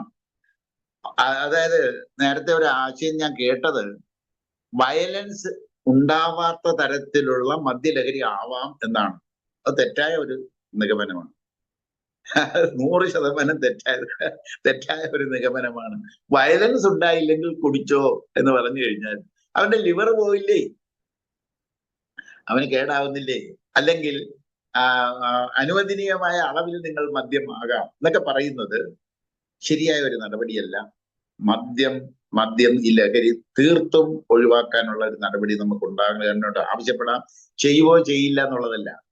പിന്നെന്ത്, ഇവിടെ ഏറ്റവും നല്ല സൊല്യൂഷൻ കേരളത്തിനെ സംബന്ധിച്ചിടത്തോളം കൃഷി അനുബന്ധ വ്യവസായവും കൃഷി അനുബന്ധ ടൂറിസവും ഇത് ഉണ്ടാക്കാൻ പറ്റുന്ന റിസോഴ്സ്, ഫിനാൻഷ്യൽ റിസോഴ്സ് എന്ന് പറഞ്ഞാൽ നമുക്ക് അൺഇമാജിനബിൾ ആണ്. കാരണം ഞാൻ തന്നെ ഡിസൈൻ ചെയ്ത് ഒരു ആനന്ദ കേന്ദ്രം, ആരോഗ്യത്തിന് വേണ്ടിയിട്ട് ഒരു ആനന്ദ കേന്ദ്രം, ഹാപ്പിനെസ് ടൂറിസം സെന്റർ ഇങ്ങനെ ഡിസൈൻ ചെയ്തിട്ടിരിക്കുകയാണ്. കേരളത്തിന്റെ ഓരോ ഇഞ്ച് ഭൂമിയും ടൂറിസം പ്ലോട്ടുകളാണ്. ഈ പൊട്ടൻഷ്യൽ നമ്മൾ ഉപയോഗിക്കണ്ടേ? അതാണ് നമ്മളുടെ റിസോഴ്സ്. ഓരോ ഇഞ്ച് ഭൂമിയും കേരളത്തിന്റെ ഏത് പ്രദേശവും ഒരു ടൂറിസം സെന്ററാക്കി നമുക്ക് മാറ്റാം. അവിടെ എത്തുന്നവർക്ക് ഒരു ഹാപ്പിനെസ്സിന് വേണ്ട പഞ്ചഭൂതങ്ങൾ 5 ഉതകുന്ന അന്നം കൊടുക്കുന്ന ഒരു സാധനം ചെയ്യാം. ചെയ്തു കഴിഞ്ഞാൽ ഇവിടെ ടൂറിസം കൊണ്ട് നമുക്ക് ആവശ്യത്തിന് വരുമാനം ഉണ്ടാക്കാൻ പറ്റും. കൃഷിയിലേക്ക് ഈ സകലരെയും വിടാം. അതായത് നമ്മള് ലോട്ടറിയുമായിട്ട് മനുഷ്യരെ തെണ്ടികളാക്കുന്ന പദ്ധതിയല്ലേ ഇത്? സങ്കടം തോന്നും. ചിലര് ഭാര്യമാരെ കൊണ്ടുവന്ന് റോഡ് റമ്പിൽ ഇരുത്തി ഒരു കൊടയം വെച്ച് ലോട്ടറിയും കൊടുത്തിട്ട് അവരങ്ങ് പോകുന്നു. എന്തൊരു നാണക്കേടാണെന്ന്. എന്തൊരു നാണക്കേടാണ്. നമ്മുടെ നാട് എങ്ങോട്ടാണ്? ഇതിനൊരു പരിഹാരം ഉണ്ടാവണം. തെറ്റ് ചെയ്യുന്നവന് ശിക്ഷ വേണം. ശിക്ഷ അതെങ്ങനെയായിരിക്കണം? ഇവിടെ ആരും കുറ്റവാളികളായി ജനിക്കുന്നില്ല. ഈ ഭൂമിയിൽ ഒരു കുഞ്ഞും കുറ്റവാളിയായി ജനിക്കുന്നില്ല. കുറ്റവാളിയെ കുറ്റവാളിയാക്കി തീർക്കുന്നത് അവർക്ക് നമ്മൾ കൊടുക്കുന്ന അന്നവും വിദ്യാഭ്യാസവുമാണ് തെറ്റിപ്പോയത്. അന്നവും വിദ്യാഭ്യാസവും കറക്റ്റ് ചെയ്യാനുള്ള നടപടികളാണ് ഉടനടി വേണ്ടത്. ഇതാണ് എനിക്കതിന്റെ സാരാംശമായിട്ട് പറയാനുള്ളത്. കറക്റ്റ് ചെയ്യാൻ ഒരു ബുദ്ധിമുട്ടുമില്ല. ഒന്ന് മനസ്സ് വെച്ചാൽ അതിന്റെ മോഡലുകൾ, മൈക്രോ മോഡലുകൾ വേണമെങ്കിൽ നമുക്ക് ഉണ്ടാക്കി കാണിച്ചു കൊടുക്കാറുണ്ട്. അത് വരുമാന മാർഗം ഉണ്ടാക്കാനുള്ളതിന് മൈക്രോ മോഡലുകൾ വേണം ഉണ്ടാക്കി കാണിച്ചു കൊടുക്കാവുന്നതേ ഉള്ളൂ. തയ്യാറാണെങ്കിൽ, അവർക്ക് ആവശ്യമുണ്ടെങ്കിൽ. ഓക്കെ, ഇതാണ് എൻ്റെ മദ്യം ലഹരി എന്ന് പറയുന്നത് കൂടിയേ കഴിയൂ. അത് ആനന്ദ ലഹരിയാണെന്ന് തിരിച്ചറിയുക. ഞാൻ അതിനു വേണ്ടിയിട്ട് ഹാർട്ട് ഓഫ് ഹാപ്പിനെസ് എന്ന് പറയുന്ന ഒരു കോഴ്സ് തന്നെ തുടങ്ങി വെച്ചിട്ടുണ്ട്. എന്റെ ലക്ഷ്യം ഒരു ഹാപ്പിനെസ് യൂണിവേഴ്സിറ്റിയാണ്. ആ യൂണിവേഴ്സിറ്റിയുടെ അണ്ടറിൽ ഹാപ്പിനെസ് സകല ജീവിത വഴികളും ജീവിത മാർഗങ്ങളും ഹാപ്പിനെസ്സിലേക്ക് എത്തിക്കുന്ന രീതിയിൽ നമുക്കതിനെ ഡിസൈൻ ചെയ്യാൻ പറ്റും. കൃഷിയെ ഡിസൈൻ ചെയ്യാം, ആരോഗ്യത്തെ ഡിസൈൻ ചെയ്യാം. അതായത് ecological sense and ecological designing, ഇതാണ് സൊല്യൂഷൻ ഉണ്ട്. 100% solution. Okay, thank you sir. Solution ഉണ്ട്, 100% സൊല്യൂഷൻ ഉണ്ട്. നമുക്ക് അവിടെ തന്നെയാണ് നമുക്ക് മുന്നോട്ട് പോകുന്നത്. നമുക്ക് അവർക്ക് കൊടുക്കാം, പ്രപ്പോസൽ കൊടുക്കാം. യെസ്, നമുക്ക് തീർച്ചയായിട്ടും സൊല്യൂഷൻ ഉണ്ട് എന്ന നമുക്ക് പ്രത്യാശയാണ് വേണ്ടത്. ആ പ്രത്യാശയോടുകൂടി തന്നെ നമുക്ക് മുന്നോട്ട് പോകാം. ഈ കൂട്ടത്തിൽ ഡോക്ടറായിട്ട് ഞാൻ മാത്രമേ ഉള്ളൂ, ഞാൻ നോക്കിയിട്ട്. അപ്പൊ അത് കാരണം അതിന്റെ മെഡിക്കൽ ആസ്പെക്ട്സും എങ്ങനെയാണ് ഇതിൽ പെടുന്നുള്ളത് അതും കൂടെ പറഞ്ഞേ പറ്റൂ. എല്ലാവരും ഇന്ന് മനസ്സിലാക്കാത്ത ഒരു കാര്യം, കേരളത്തിലെ ഏറ്റവും കൂടുതൽ ഇതായിട്ടുള്ള ഉപയോഗിക്കുന്നത് പണ്ടൊക്കെ ആയിരുന്നു ആൽക്കഹോൾ ഒന്നും അല്ല. ഇപ്പോഴും ചെറുപ്പക്കാർ അവർ മദ്യത്തിനല്ല, അവർ MDMA എന്ന് പറയുന്ന, അത് ആദ്യം മനസ്സിലാക്കണം. MDMA എന്ന് പറഞ്ഞ ആ സബ്സ്റ്റൻസ് ആണ്. കഞ്ചാവ് പോലും കുറഞ്ഞു വരുന്നു. ഈ MDMA എന്ന് പറയുന്നതിനെ കുറിച്ച് ആദ്യം കുറച്ച് ഞാൻ പറഞ്ഞുതരാം. MDMA എന്നുള്ളത് മില്ലിഗ്രാം അളവ് മതി അത് ഇത് വരുത്താനായിട്ട്, ഇൻടോക്സിക്കേഷൻ. ഇത് 3 രൂപത്തിൽ കിട്ടും: പൗഡറായിട്ട്, ലിക്വിഡായിട്ട്, ടാബ്ലറ്റ് ആയിട്ട്. ഇതിനെ നമ്മളുടെ പാനീയങ്ങളിൽ ഓറഞ്ച് ജ്യൂസോ ആപ്പിൾ ജ്യൂസോ കൊക്കക്കോലയോ ഏതിലാണെച്ചാലും അതിൽ കുറച്ച് ഇട്ട് കഴിഞ്ഞാൽ അത് ഈസി ആയിട്ട് ഒരു പഞ്ചസാര ഇടുന്ന പോലെ തന്നെ അതിൽ മിക്സ് ചെയ്ത് കഴിഞ്ഞു. പ്രത്യേകിച്ച് മണവുമില്ല, ഇതിന് പ്രത്യേക രുചിയൊന്നും ഇല്ലാത്ത അറിയത്തുപോലില്ല. ഇത് കേക്കിലും മുട്ടായിലെല്ലാം ഇതാക്കി കഴിഞ്ഞാൽ അത് മിക്സ് ചെയ്ത് കഴിഞ്ഞു. ഇനി നേരത്തെ പറഞ്ഞു, ഇതേ എല്ലാവരും പറഞ്ഞാണ്, ഇത് എവിടെയാണ് എങ്ങനെയാണ് ഈ പിള്ളേർക്ക് എത്തിച്ചേരുന്നത്. എല്ലാവരും പാരന്റിങ്ങിന്റെ മാത്രം കുഴപ്പമെന്ന് പറയും. പിള്ളേരുടെ അവരുടെ വേറെ ഫ്രസ്ട്രേഷൻ ആണെന്നൊക്കെ അല്ല. ഒരു ഫ്രസ്ട്രേഷൻ ഇല്ലാതെ നല്ല രീതിയിലുള്ള കുടുംബത്തിലുള്ള പിള്ളേർ തന്നെ സ്കൂളിന് ചുറ്റുമുള്ള ബേക്കറികൾ അവിടെ ചെന്ന് അവർ മുട്ടായും കേക്കും മധുരപലഹാരങ്ങളും വാങ്ങിച്ച് കഴിക്കും. അപ്പൊ ആ ബേക്കറിയിൽ അവിടെ ഉള്ളവർക്ക് അവര് ബോധപൂർവം ഇതും കൂടെ കലർത്തിയ ഈ സ്വീറ്റ്സും ഇതെല്ലാം കൊടുക്കുമ്പോൾ പിള്ളേർ കഴിച്ചു കഴിയുമ്പോൾ ഇതിന്റെ എഫക്റ്റ് ഒരു 30 to 45 മിനിറ്റ്സിനകത്ത് തന്നെ they will feel highly excited, energetic, sexual എറോസലും, വാക്കെന്ന് ഉപയോഗിച്ച് സെക്ഷുവൽ എറോസലും വരികയാണ് 30 മുതൽ 45 മിനിറ്റിനകത്ത്. അങ്ങനെ വന്നതിന്റെ effect it will last for 4 to 6 hours. അപ്പൊ അതെന്താവും, അത് പിന്നെയും ആ ബേക്കറി ചെന്ന് അവരെ മനസ്സിലാക്കുന്നില്ല, പിള്ളേരെ റിയലൈസ് ചെയ്യുന്നില്ല, അവർക്ക് വീണ്ടും കിട്ടുന്നു.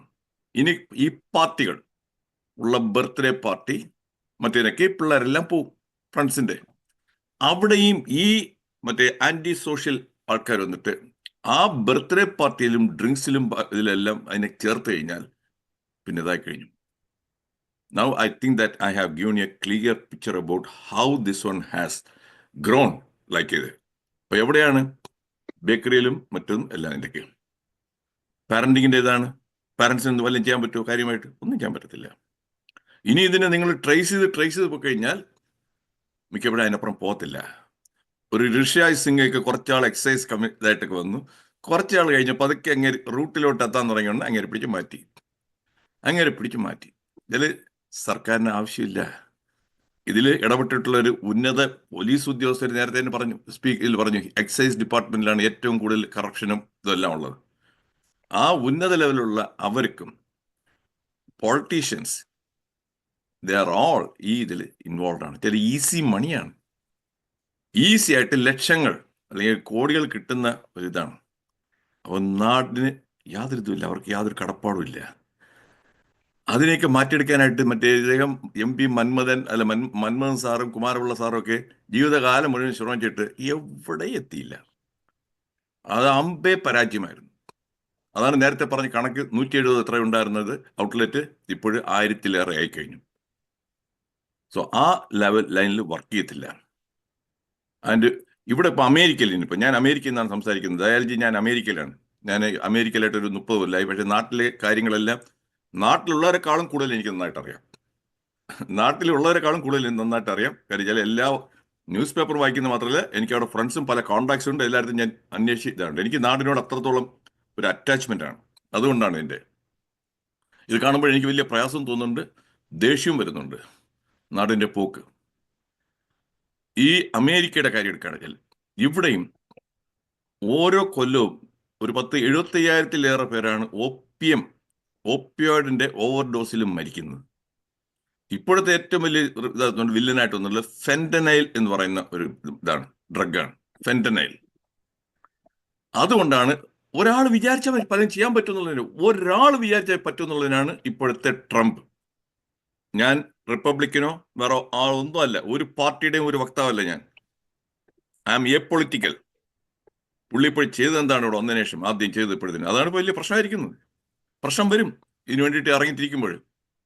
പുള്ളി വെച്ചാൽ കാനഡ ആൻഡ് മെക്സിക്കോ ആ ബോർഡറിൽ കൂടെയാണ്, അവിടെ നിന്നാണ് ഈ ഫെന്റനൈൽ അമേരിക്കയിലോട്ട് കയറി വരുന്നത്. ഈ 2 ബോർഡറിൽ കൂടെ. അത് കാരണമാണ് പുള്ളിക്കാരൻ നേരെ one of the reasons for tariff war. ഇപ്പോഴത്തെ താരിഫ് വർദ്ധിച്ച് മിക്കൊരു പേപ്പറിൽ കണ്ടാണ് അമേരിക്ക, കാനഡ, മെക്സിക്കോ. അതിനടുത്ത് സ്ട്രോങ് ആയിട്ട് പറഞ്ഞു, ആ ഫെന്റനൈൽ നിങ്ങളുടെ അടുത്തുള്ള ഡ്രഗ് ഗാങ്സിനെ അവരെ നിങ്ങൾ ചെയ്ത് ഇതിലോട്ട് വരുന്നത് നിർത്തിയില്ല എന്നുണ്ടെങ്കിൽ ഇനിയും താരിഫ് ഞാൻ കൂട്ടും. അതോടുകൂടി ഇന്നാ പിടിച്ചോ, കഴിഞ്ഞ വിത്തിൻ ഒരു 2 or 3 വീക്സിനകത്ത് തന്നെ മെക്സിക്കൻ ഗവൺമെന്റ് അഗ്രസീവായിട്ട് ഈ ഡ്രഗ് പെഡിലേഴ്സിന്റെ പുറകെ പോയിരിക്കുകയാണ്, ഫെന്റനൈലിന്റെ. കാനഡ അതേപോലെ. അപ്പം ഒരു നല്ല, എന്തൊക്കെ പറഞ്ഞാലും ശരി ഉള്ള ഒരു റിയലി കമ്മിറ്റഡ് ആയിട്ടുള്ള ഒരു പൊളിറ്റിക്കൽ ലീഡർ വന്നു കഴിഞ്ഞാൽ ചെയ്യാൻ പറ്റും എന്നുള്ളതിനാണ് പ്രൂഫ്. ഡൗൺ ദ റോഡ് എങ്ങനെ വരുന്നു അറിഞ്ഞോളൂ, ലോങ് ടൈമിൽ. So that is what is happening. ചില രാജ്യങ്ങൾ എന്താണ് വളരെ ലോ, സിംഗപ്പൂരിലൊക്കെ വളരെ ലോ ആണ്. എന്താണ് അവിടെ വധശിക്ഷയാണ്. ഇനി ഏറ്റവും കൂടുതൽ ചേഞ്ച് വന്നത് ഇദ്ദേഹം പറഞ്ഞ പോലെ, ദയാൽജി പറഞ്ഞ പോലെ, ജയിലിൽ ശിക്ഷ വരും ചികിത്സ എന്നുള്ള രീതിയിൽ പോർട്ടുഗൽ എന്നുള്ള രാജ്യം, അവിടെയാണ് അവർക്കും അവിടെ വലിയതായിരുന്നു, അവരത് മാറ്റിയെടുത്തു. അവർ ഡീക്രിമിനലൈസ് ചെയ്തു. ഇതൊരു ക്രിമിനൽ കുറ്റം അല്ലാതെ ഡീക്രിമിനലൈസ് ചെയ്ത് അവർക്ക് വേണ്ടിയിട്ട് അവർക്ക് ട്രീറ്റ്മെന്റ് പോലെ എങ്ങനെയാണ് അവർ ഇത് ചെയ്യാമെന്നുള്ളത്. അതോടുകൂടി അവിടെയും significant drop in the drug അബ്യൂസും ഡ്രഗിൻ്റെതും. ഞാൻ ഇത്രയും പറഞ്ഞു ഇവിടെ നിർത്തുന്നു. ഇനി പിന്നെ സമയം കിട്ടും. ജലവിതരണം, അത് ഇതെല്ലാം മയക്കുമരുന്നെല്ലാം നമ്മുടെ കോളേജ് കാലത്തും ഉണ്ട്. പക്ഷേ ഇത് ഇത്രയും സുലഭമായിട്ട് ലഭ്യമല്ല. അത് ഉപയോഗിക്കുന്നവർ തന്നെ എണ്ണത്തിൽ വളരെ കുറവായിരുന്നു. ആ ഒരു വ്യത്യാസം ഇപ്പം അങ്ങ് അത് വ്യാപകമായി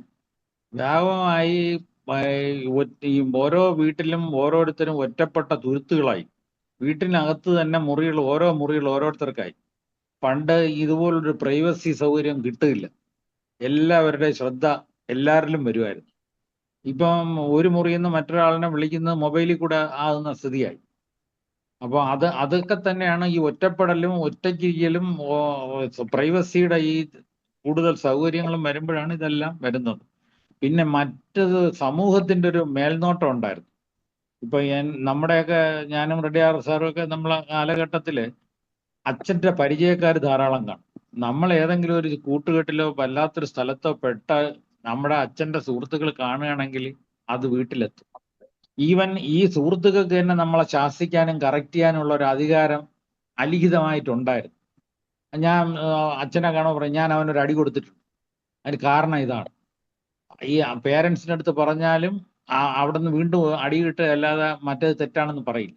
അപ്പൊ ഇങ്ങനെയെല്ലാം. പിന്നെ അധ്യാപകർ നമ്മുടെയൊക്കെ കാലത്ത് അധ്യാപകരെ അടിക്കാന്ന് വെച്ചാൽ ഞങ്ങൾക്ക് ഒരു അതിന് സ്പെഷ്യലൈസ് ചെയ്ത സാറന്മാർ തന്നെ ഉണ്ട്.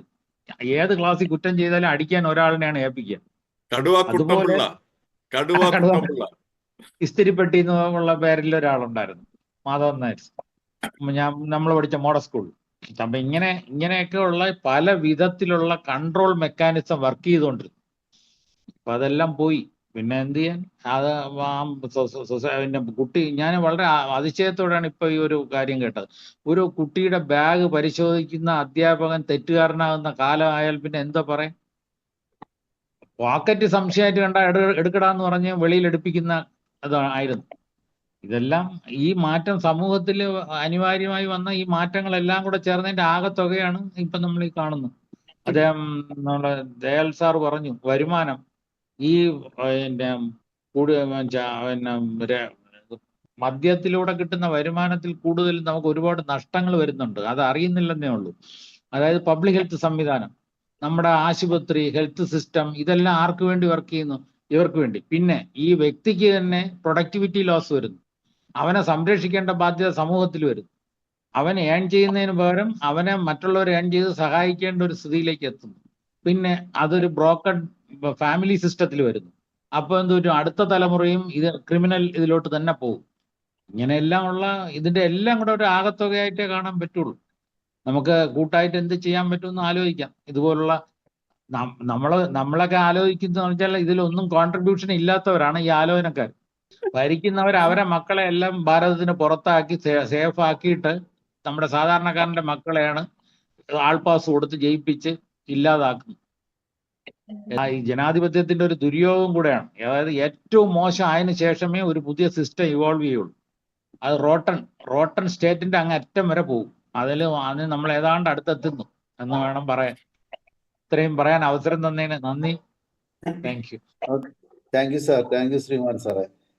സാറ് വളരെ ഭംഗിയായിട്ട് പറഞ്ഞു. അതിനകത്ത് ഈ പ്രധാനപ്പെട്ട പോയിന്റാണ് ഈ സോഷ്യൽ പാരന്റിങ് എന്ന് പറയുന്ന ഒരു സംഭവം പണ്ട് ഉണ്ടായിരുന്നു. ഞാനിപ്പോഴും എൻ്റെ കാര്യത്തിൽ ഞാൻ ഓർക്കുന്നുണ്ട്. ഞാൻ ആദ്യമായിട്ട് ഒറ്റയ്ക്ക് സൈക്കിൾ എടുത്ത് ആലപ്പുഴയിലെ മുല്ലക്കൽ എന്ന് പറയുന്ന ആലപ്പുഴ മുല്ലക്കൽ പോയി. അതിൻ്റെ ഒരു 10 മിനിറ്റ് ദൂരമേ ഉള്ളൂ. മുല്ലക്കൽ ഇതുവരെ പോയിട്ടില്ല. പക്ഷെ അന്ന് അടി കിട്ടി വൈകുന്നേരം. എങ്ങനെയാണ് വീട്ടിൽ അറിഞ്ഞതെന്നറിയില്ല. അപ്പൊ അങ്ങനെ ഒരു കാലഘട്ടം ഉണ്ടായിരുന്നു. ഇപ്പൊ ഈ സോഷ്യൽ പാരന്റിങ് എന്ന് പറയുന്നത് പേടിയാണ് ആൾക്കാർക്ക് പറയാനായിട്ട്. ആ വീട് കയറി തല്ലും, അടി കിട്ടും എന്നുള്ള പേടി ആയിരിക്കുകയാണ്. അതുകൊണ്ട് എന്തെങ്കിലും ആകട്ടെ, എന്ത് കാര്യങ്ങളോ, പക്ഷെ ഇതെല്ലാം നമ്മൾ ഇടപെട്ടില്ലെങ്കിൽ, നമ്മൾ മൗനമായിട്ടിരുന്നാൽ ഇത് നമ്മളിലേക്ക് പൂർവാധികം ശക്തമായി നമ്മൾ പ്രതീക്ഷിക്കുന്നതിനും അപ്പുറത്തെ രീതിയിലേക്ക് കാര്യങ്ങൾ വരും എന്നുള്ളത് കൂടി നമ്മൾ ഓർക്കേണ്ടതുണ്ട്. നമുക്ക് ഇടപെടേണ്ട സമയമാണിത് എന്നുകൂടെ പറഞ്ഞതാണ്. ഇവിടെ നമുക്ക് ആന്റണി പുത്തമ്പരിക്കൽ സാറുണ്ട്. SLSന്റെ ഏറ്റവും അടുത്ത സുഹൃത്താണ്, ബന്ധുവാണ്, പ്രവർത്തകയാണ്. നമ്മുടെ VNAയിലാണ് സാറ് ഉള്ളത്. സാറ് പഴയ ഒരു UN പ്രവർത്തിച്ച അവിടുത്തെ ഒരു ജീവനക്കാരൻ കൂടിയാണ്. ആന്റണി പുത്തമ്പരിക്കൽ സാറിന്റെ ഈ കഴിഞ്ഞ മാസം 8-ാം തീയതി SLS ഒരു പുസ്തകം കൂടി പ്രകാശനം ചെയ്യുകയുണ്ടായി. ആന്തരിക മൗനം, നമ്മുടെ അസ്തിത്വ സാരാംശം. അത് VNAയിൽ വെച്ചിട്ടാണ് പ്രകാശനം ചെയ്തത്. അപ്പൊ അൻപുത്തമ്പരിക്കൽ സാറ് നമ്മുടെ മൈൻഡ്ഫുൾനെസ് മെഡിറ്റേഷന്റെ ഒരു തലതൊട്ടപ്പൻ കൂടിയാണ്. കഴിഞ്ഞ 10-30 വർഷം ഈ മേഖലയിൽ തന്നെ ശ്രദ്ധ കേന്ദ്രീകരിക്കുന്ന ഒരാൾ കൂടിയാണ് സാർ. അതുപോലെ ഗുഡ് ഈവനിങ് ടു എവരിബഡി. നിങ്ങൾ പറഞ്ഞ Dayal sir, doctor Venugopal Reddiyar sir, Sreekumar, ഇതെല്ലാം നിങ്ങളെല്ലാം പറഞ്ഞതെല്ലാം ഞാൻ ശ്രദ്ധിക്കുന്നുണ്ടായിരുന്നു. പക്ഷെ ഇപ്പം അതിൽ നിന്ന് വ്യത്യസ്തമായ ഒരു ആശയം തികച്ചും വ്യത്യസ്തമായ ഒരു കാര്യം എനിക്ക് പറയാനില്ല. സത്യത്തില് എൻ്റെ അഭിപ്രായത്തില് ഈ പ്രശ്നങ്ങൾക്കെല്ലാം കാരണം ഒരു നിയമവാഴ്ചയുടെ ഏറ്റവും വലിയ പരാജയമാണെന്നാണ് എനിക്ക് തോന്നുന്നത്. കാരണം ഒരു സ്റ്റേറ്റ് ആകട്ടെ അല്ലെങ്കിൽ ഒരു രാജ്യമാകട്ടെ, ആ രാജ്യത്തെ നിയമവാഴ്ച പരാജയപ്പെട്ടാൽ അവിടെ എന്തും സംഭവിക്കും എന്നുള്ളത് പലയിടത്തും നമ്മൾ കണ്ടിട്ടുണ്ട്. അതിന്റെ ഒരു ഉദാഹരണം ഇപ്പൊ ഞാൻ പറഞ്ഞ 2000 സ്ലോബോദാൻ മിലോഷെവിച്ചിനെ അവിടുത്തെ അദ്ദേഹം പ്രസിഡന്റ്, അവിടെ നടന്ന ഒരു ഇലക്ഷൻ കഴിഞ്ഞ സമയത്ത്, സമരം നടക്കുന്ന സമയത്ത് ആ രാജ്യത്ത് കയറി യുണൈറ്റഡ് നേഷൻസിന്റെ ആളുകൾ അവിടെ കയറി അദ്ദേഹത്തെ പിടിച്ച് ജയിലിൽ കൊണ്ടുപോയി ഇട്ടു. അപ്പൊ അന്ന് അദ്ദേഹം പ്രസിഡന്റ് ആണെന്നാണ് പറയുന്നത്. അദ്ദേഹം പിടിച്ച് പോയി കഴിഞ്ഞപ്പോഴും ജയിലിൽ കിടന്നുകൊണ്ട് പറയുന്നു, ഞാനൊരു രാജ്യത്തിന്റെ പ്രസിഡന്റ് ആണ്. അതിന്റെ അർത്ഥം എന്താണെന്ന് ചോദിച്ചു കഴിഞ്ഞാൽ, ഒരു നിയമവാഴ്ച എവിടെ തകരുന്നുവോ അവിടെ ഈ അരാജകത്വങ്ങളെല്ലാം ഉണ്ടാകും. അതുകൊണ്ടാണ് നമ്മുടെ സംസ്ഥാനത്ത് അല്ലെങ്കിൽ രാജ്യത്ത്, പ്രത്യേകിച്ച് സംസ്ഥാനത്ത് ഏറ്റവും കൂടുതൽ ഇതുപോലെയുള്ള ഈ ലഹരി മരുന്നുകളുടെ ഉപയോഗം ഉണ്ടാകുന്നത്. ഇച്ഛാശക്തിയുള്ള ആരും തന്നെ ഇല്ലെന്ന് ഞാൻ പറയുന്നില്ല, പക്ഷേ ഇച്ഛാശക്തി ഉള്ളവർ ആരൊക്കെ ആയിരിക്കണമോ അവർക്ക് അത് ചെയ്യാൻ സാധിക്കുന്നില്ല. ഞാൻ ഇടുക്കി ജില്ലക്കാരനാണ്. ഞാൻ ഇങ്ങനെ ഹൈസ്കൂളിലൊക്കെ പഠിക്കുന്ന കാലത്ത് ഞാൻ ഓർക്കുന്നുണ്ട്, അവിടെ ആ ചുറ്റുവട്ടത്ത് ഒത്തിരി വീടുകളിൽ അല്ലെങ്കിൽ അവിടെയൊക്കെ ഇടുക്കിയിൽ അന്ന് അക്കാലത്ത് 70-കളിൽ ഒക്കെ ധാരാളം കഞ്ചാവ് കൃഷി നടത്തുന്നവരുണ്ടായിരുന്നു. പക്ഷെ ഞങ്ങൾ ആരും ഇടുക്കി ജില്ലയിൽ ആരും അങ്ങനെ സ്കൂളിൽ ആരും വലിക്കുകയോ അല്ലെങ്കിൽ ഒന്നും ചെയ്തിട്ടില്ല.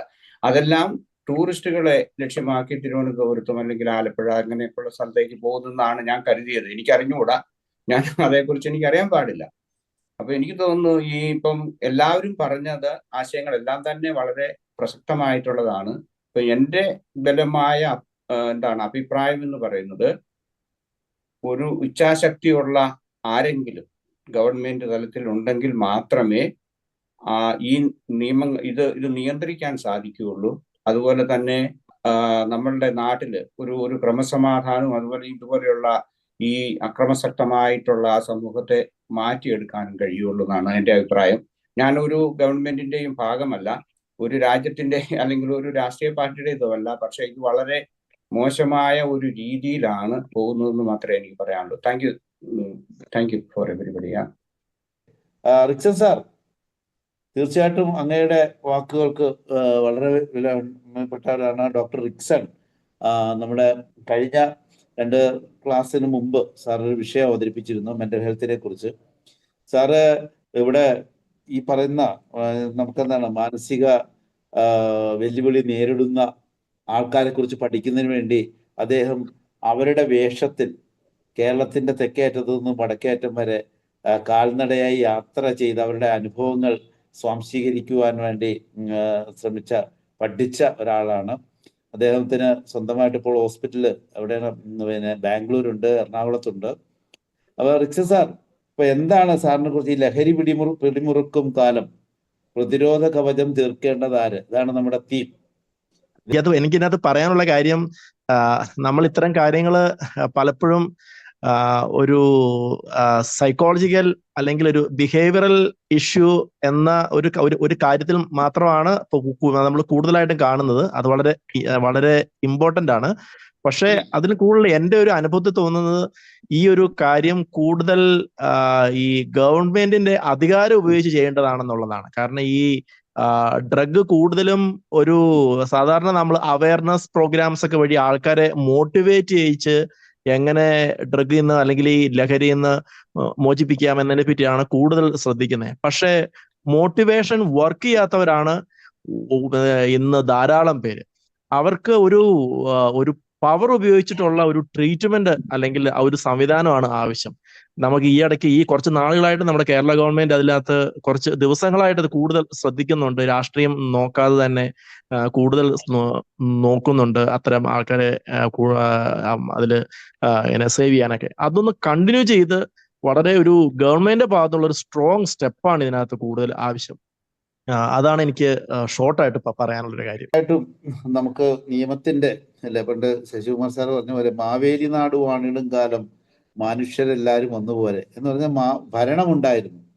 ഇന്ന് ഭരണമുണ്ട്, പക്ഷെ അരാജകത്വമാണ് എന്നുള്ളത് വരെ നമുക്ക് വന്നു. പക്ഷെ എങ്കിലും നമുക്കെന്ത് നമ്മുടേതായ രീതിയിൽ നമുക്ക് എന്ത് ചെയ്യാൻ പറ്റുമെന്നുള്ളതാണ്. നമുക്ക് ഇന്നത്തെ സെഷൻ നമുക്കിത് തുടരും.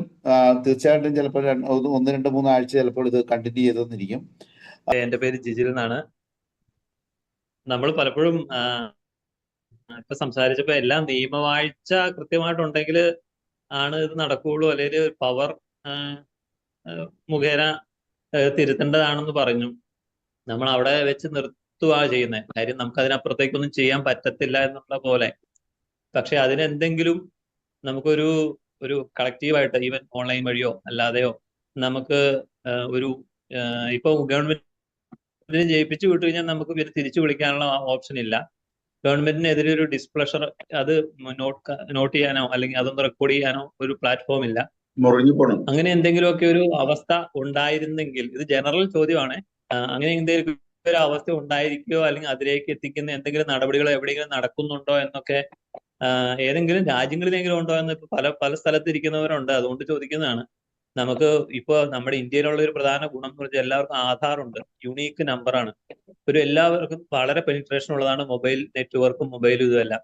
നമ്മുടെ ഒരു ഒപ്പീനിയൻ റെക്കോർഡ് ചെയ്യാൻ ഈസിയാണ്. ഗവൺമെന്റ് ഒക്കെ വിചാരിച്ചാൽ വളരെ ഈസിയാണ്.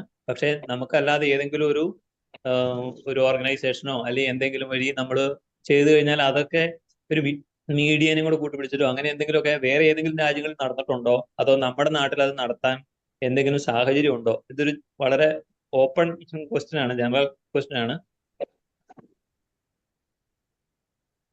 ഇതുമായിട്ടൊരു ചെറിയൊരു ഉത്തരം പറയാം, കുറച്ചതായിട്ടൊക്കെ. ഇതില് ആൽക്കഹോൾ ഈസ് ഓൾസോ ഇതാണ് ഒരു അബ്യൂസീവ് ഡ്രഗ് ആണ്. ആൽക്കഹോൾ ഈസ് എ ഡ്രഗ്, ആദ്യം മനസ്സിലാക്കണം. അമേരിക്കയിൽ അതിനെ അവരെങ്ങനെ കൺട്രോൾ ചെയ്യുന്ന വെച്ചാൽ ഡ്രങ്ക് ഡ്രൈവിംഗ്. നമ്മുടെ നാട്ടിലുള്ള, ഞാൻ മെഡിക്കൽ കോളേജിൽ അവിടെ വർക്ക് ചെയ്താണ് പണ്ട് 40 കൊല്ലത്തിന് മുമ്പ്. കാഷ്വാലിറ്റിയിൽ എല്ലാ വരുന്ന റോഡ് ട്രാഫിക് ആക്സിഡന്റ് ഓരോ വർഷവും കേരളത്തിൽ തന്നെ ഈ റോഡ് ട്രാഫിക് ആക്സിഡന്റ് മരിക്കുന്നത് തൗസൻഡ്സ് ഓഫ് പീപ്പിളാണ്. അതിൽ ഇൻവോൾവ് ആയിട്ടുള്ളതിൽ കാഷ്വാലിറ്റി ഡ്യൂട്ടി എടുക്കുമ്പോൾ കണ്ടിട്ടുള്ളതാണ് മദ്യപാനം, ഡ്രങ്ക് ഡ്രൈവിംഗ്. അതുകൊണ്ട് എത്ര പേരാണ് മരിക്കുന്നത്? ഇവിടെ അമേരിക്കയിൽ അത് വളരെ വളരെ കുറവാണ്. എന്തുകൊണ്ട്? ഇവിടെ ആൽക്കഹോൾ സുലഭമാണ്.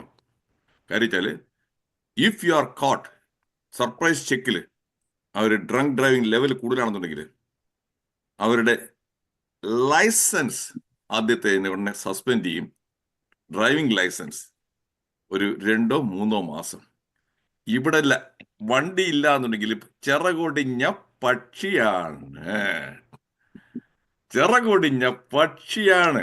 ഇവിടെ മറ്റേ പബ്ലിക് ട്രാൻസ്പോർട്ട് സിസ്റ്റം ഒന്നും അത്ര മെച്ചമൊന്നും അല്ല.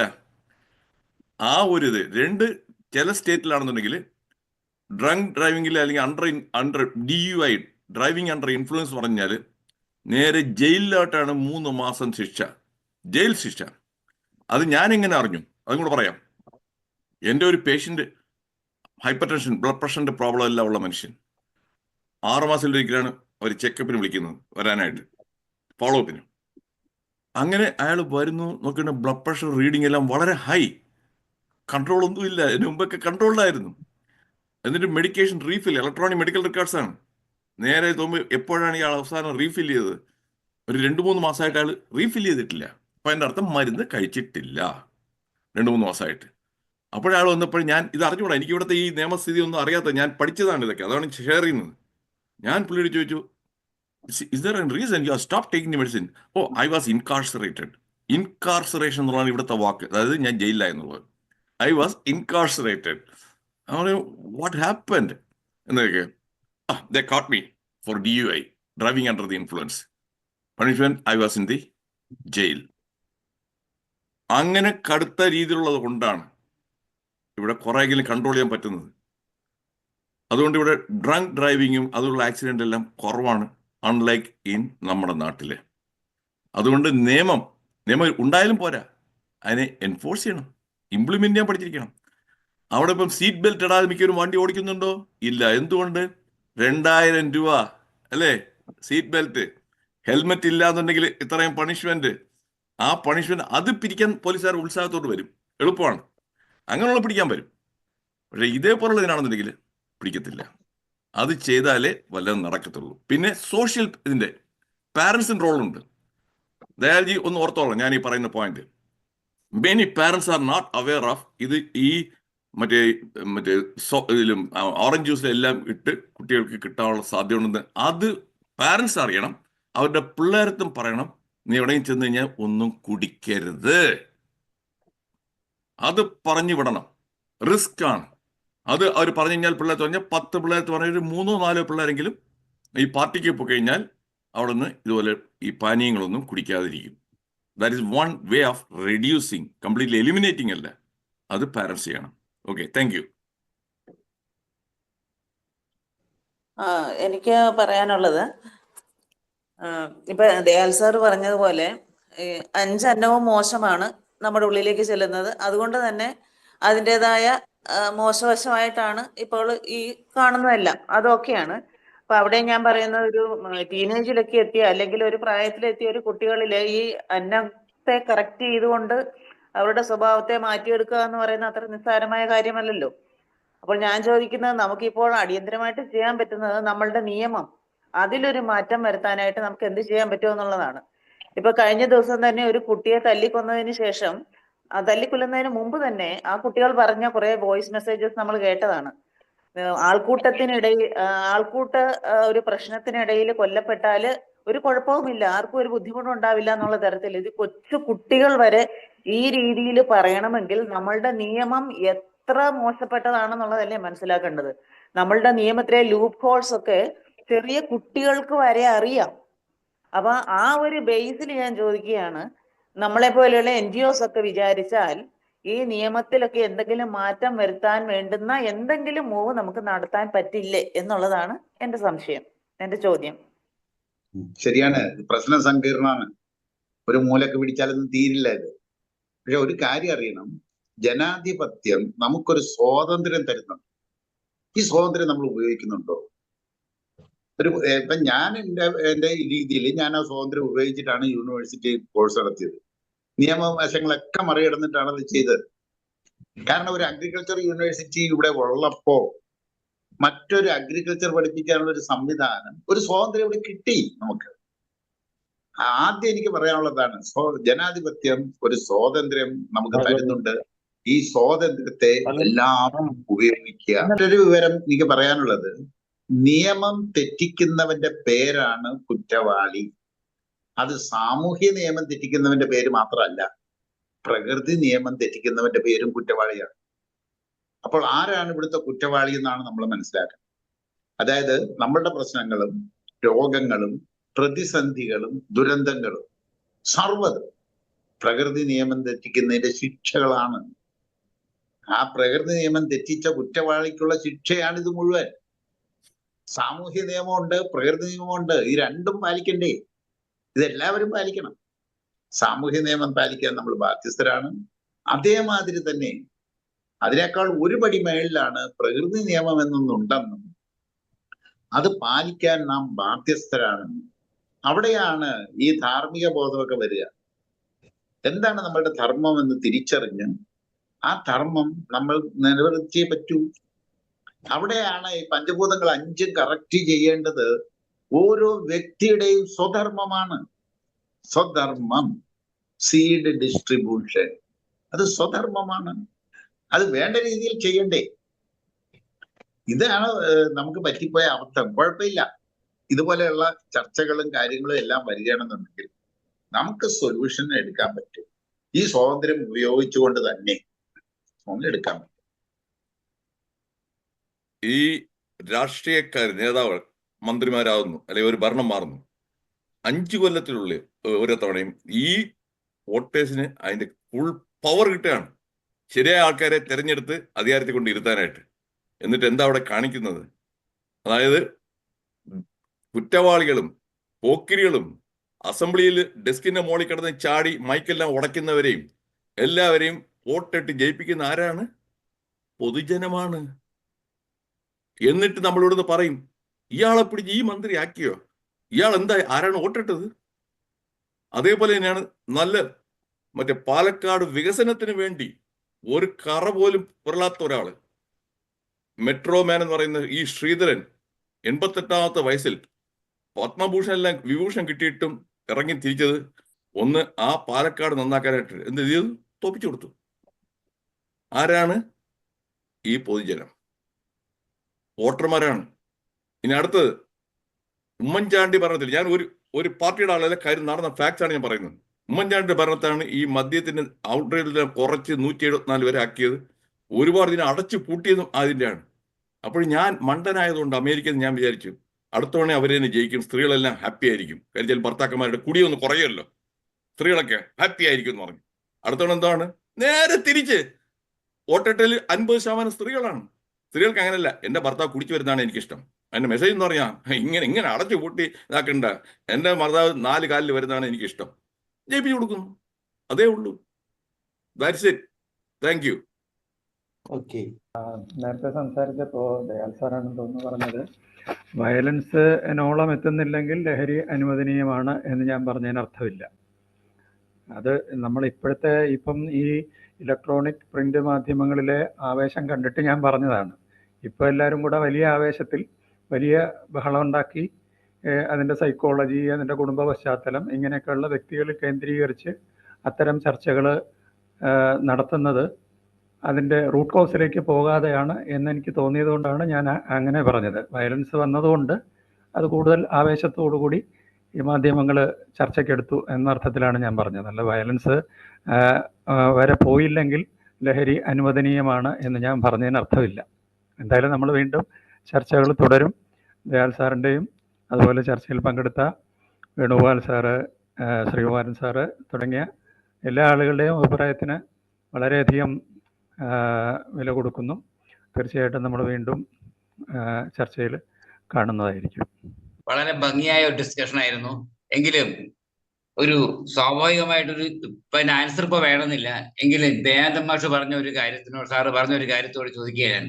അദ്ദേഹം പറയേണ്ടായിരുന്നു, അദ്ദേഹത്തിന്റെ രീതിയിൽ ഒരു ആനന്ദലഹരി, ഈ ആനന്ദലഹരിയാണ് അവർ അനുഭവിക്കുന്നത്. അങ്ങനത്തെ ഒരു വേറൊരു ആനന്ദലഹരി കേൾക്കാൻ അവർ തയ്യാറാകില്ല. പിന്നെ താങ്കൾ പറയുന്ന പോലെ അന്നം കറക്റ്റ് ചെയ്യണം സാറേ. അത് ഈ പിള്ളേർക്ക് പറ്റുമോ? ഇല്ല, അടുത്ത തലമുറയ്ക്കേ പറ്റുള്ളൂ. താങ്കൾ പറയുന്ന പോലെ ജയിലില് ശരിക്കും പറഞ്ഞാല് എന്തൊക്കെ ചെയ്താലും ഇന്ന് ജയിലിന് പുറത്താണ് ജയിലിനകത്ത് കിടക്കേണ്ടവര്. അപ്പൊ അതുകൊണ്ടൊന്നും സൊല്യൂഷൻ ആകുമെന്ന് തോന്നുന്നില്ല. കാരണം അത് ഭാവിയിൽ സാറ് പറയുന്ന കാര്യങ്ങള് വരും ഭാവിയിലേക്ക് വേണ്ടിയിട്ടുള്ളതാണെന്നാണ് എനിക്ക് തോന്നുന്നത്. ഇപ്പോ അത് ചെയ്യാനൊന്നും പറ്റില്ല. പിന്നെ ഇവിടെ നേരത്തെ പലരും പറഞ്ഞ പോലെ ഈ വോട്ടേഴ്സിന് അവകാശമുണ്ട്, ശരിയാണ്. പക്ഷേ എല്ലാ രാഷ്ട്രീയക്കാരുടെയും മുകളിലൊരു പാർട്ടിയുണ്ട്. നമ്മൾ ആരെ വോട്ട് ചെയ്താലും ശരി അങ്ങോട്ട് തന്നെ പോകും. ഇവിടെ കാണുന്നതാണ്. ഇവര് മാറി വേറൊരാൾ വന്നാലും ഈ ലഹരി നിൽക്കുവോ? എത്രയോ കാലങ്ങളായി ഇത് കൂടിക്കൂടി വരുന്നു. അതിപ്പോ ഭരിക്കുന്നവരുടെ കുഴപ്പമാണ്. പുതിയ ഭരണകർത്താക്കൾ വന്നാലും വലിയൊരു ചേഞ്ച് ഉണ്ടാകുമോ? തീർത്ത് പറയാൻ പറ്റില്ല. ശ്രമിച്ചു നോക്കാമെന്ന് മാത്രമേ ഉള്ളൂ. ഞാൻ ഇത്ര മാത്രമേ പറയുന്നുള്ളൂ. എല്ലാവർക്കും വളരെ നന്ദി. കാരണം വളരെ ഭംഗിയായിട്ട് തന്നെ ഈ ചർച്ച, ഏറ്റവും ഭംഗിയായി തന്നെ നടന്ന ചർച്ചയാണ്. ചർച്ച തീരുന്നില്ല, നമുക്ക് വീണ്ടും കണ്ടിന്യൂ ചെയ്യാം. ഇത്രയും മാത്രമേ ഞാൻ പറയുന്നുള്ളൂ. മൈത്രി ഭവ. ഓക്കെ, മൈത്രി ഭവ. എനിക്ക് തോന്നുന്നു ഈ ഒരു ഇരിപ്പ് തന്നെ ഒരു പ്രതിരോധം തീർക്കലാണ്. ഈ ഒരു ചർച്ച തന്നെ ഒരു പ്രതിരോധം തീർക്കലാണ്. തീർച്ചയായിട്ടും നിയമത്തിന് അതിൻ്റെതായ ഇടപെടേണ്ട മേഖലകളുണ്ട്. അതിനു വേണ്ടിയുള്ള ഇടപെടൽ നമുക്ക് നടത്താം. നമുക്ക് ഈ പറച്ചിൽ പോലും, നമ്മുടെ ഈ രോക്ഷം പോലും അത് എത്തേണ്ടടുത്ത് എത്തും. പിന്നെ നമുക്ക് ചെയ്യാൻ പറ്റും, നമ്മളെപ്പോലുള്ള NGOസിന് നമുക്ക് എന്ത് ചെയ്യാൻ പറ്റും? അതിന് ചില ക്ലൂസ് കിട്ടിയിട്ടുണ്ട് ഇവിടെ. ഫ്രീഡം ഇൻ പ്രിസൺ, ആനന്ദലഹരി, സോഷ്യൽ പാരന്റിങ്, അല്ലേ? അതേപോലെ തന്നെ സാമൂഹ്യ നിയമം, ഈ കുറ്റവാളി എന്നുള്ളത് ആ ഒരു കൺസെപ്റ്റ് തന്നെ ഓരോ കുഞ്ഞിനും നമുക്ക് കൊടുത്തു കഴിഞ്ഞിട്ടുണ്ടെങ്കിൽ, അല്ലെ, പ്രകൃതി നിയമത്തെയും സാമൂഹിക നിയമത്തെയും, എന്തിനേറെ നമ്മൾ ഈ സന്ദർഭത്തിൽ നിശബ്ദമായിട്ടിരിക്കുന്നത് പോലും ഇരിക്കുകയാണെങ്കിൽ നമ്മളൊരു കുറ്റവാളിയാണ് എന്ന് പറയുന്ന കുറ്റവാളിയാണ്. അതുകൊണ്ടാണ് നമ്മൾ ഈ വിഷയം എടുത്ത് ചർച്ച ചെയ്യുന്നത് പോലും. അപ്പൊ നമുക്ക് ഈ ചർച്ച തുടരും. അടുത്ത വെള്ളിയാഴ്ച വീണ്ടും ഇതിന്റെ 2ാം ഭാഗം നമുക്ക് എടുക്കണം. അതിന് ചിലപ്പോൾ എവിടെയാണ് ആ ചർച്ചയുടെ പൂർണ്ണതയിലെത്തുമ്പോൾ നമുക്ക് എന്തൊക്കെ ചെയ്യാൻ പറ്റും, കുറച്ച് ക്ലൂസ് നമുക്കിവിടെ കിട്ടുന്നുണ്ട്. തീർച്ചയായിട്ടും നമുക്കൊക്കെ ജയിലിൽ സ്വാധീനമുള്ളതാണ്. ഞാൻ മാസത്തിൽ ഒരിക്കലെങ്കിലും ജയിലിൽ പോകുന്ന ഒരാളാണ്. നമുക്ക് അവിടെ എന്തെല്ലാം ചെയ്യാൻ പറ്റുമെന്ന് നമുക്ക് ആലോചിക്കാവുന്നതാണ്. സോഷ്യൽ പാരന്റിങ്, നമ്മുടെ പാരന്റ്സിനെ ഉപയോഗിച്ചുകൊണ്ട്, നമ്മുടെ അമ്മമാരെ ഉപയോഗിച്ച് നമുക്ക് അതിനെ എങ്ങനെ ഉപയോഗപ്പെടുത്താമെന്നുള്ളതിനെ കുറിച്ചും അങ്ങനെ ഒരുപാട് കാര്യങ്ങൾ ഇവിടെ വളരെ പരിണിതപ്രജ്ഞരായ ആൾക്കാർ ഈ ഗ്രൂപ്പിൽ ഈ ചർച്ചയിൽ പങ്കെടുത്തു എന്നുള്ളതും നമുക്ക് ആവേശം നൽകുന്നതാണ്. നമുക്ക് ഇതിന്റെ 2ാം ഭാഗം അടുത്ത വെള്ളിയാഴ്ച നമുക്ക് കാണും. ദയാൽ സാർക്ക് പറ്റുമെങ്കിൽ പങ്കെടുക്കണം. നമുക്ക് മുന്നോട്ട് ചർച്ച കൊണ്ടുപോകേണ്ടതുണ്ട്. Okay sir. നോക്കാം സാർ. വഴിയുണ്ട്. തീർച്ചയായിട്ടും. ഞാൻ പറയുന്ന കാര്യങ്ങൾ മുഴുവൻ ഇംപ്ലിമെന്റ് ചെയ്തുകൊണ്ടിരിക്കുന്ന കാര്യങ്ങൾ അല്ലാതെ ഉള്ള കാര്യമല്ല. ഇതെല്ലാം ഇംപ്ലിമെന്റ് ചെയ്ത് അതിന്റെ റിസൾട്ട് കിട്ടിക്കൊണ്ടിരിക്കുന്ന കാര്യങ്ങൾ. നമുക്കത് ചെയ്യാം. സാർ തീർച്ചയായിട്ടും. Okay sir. അപ്പൊ എല്ലാവർക്കും നമസ്കാരം.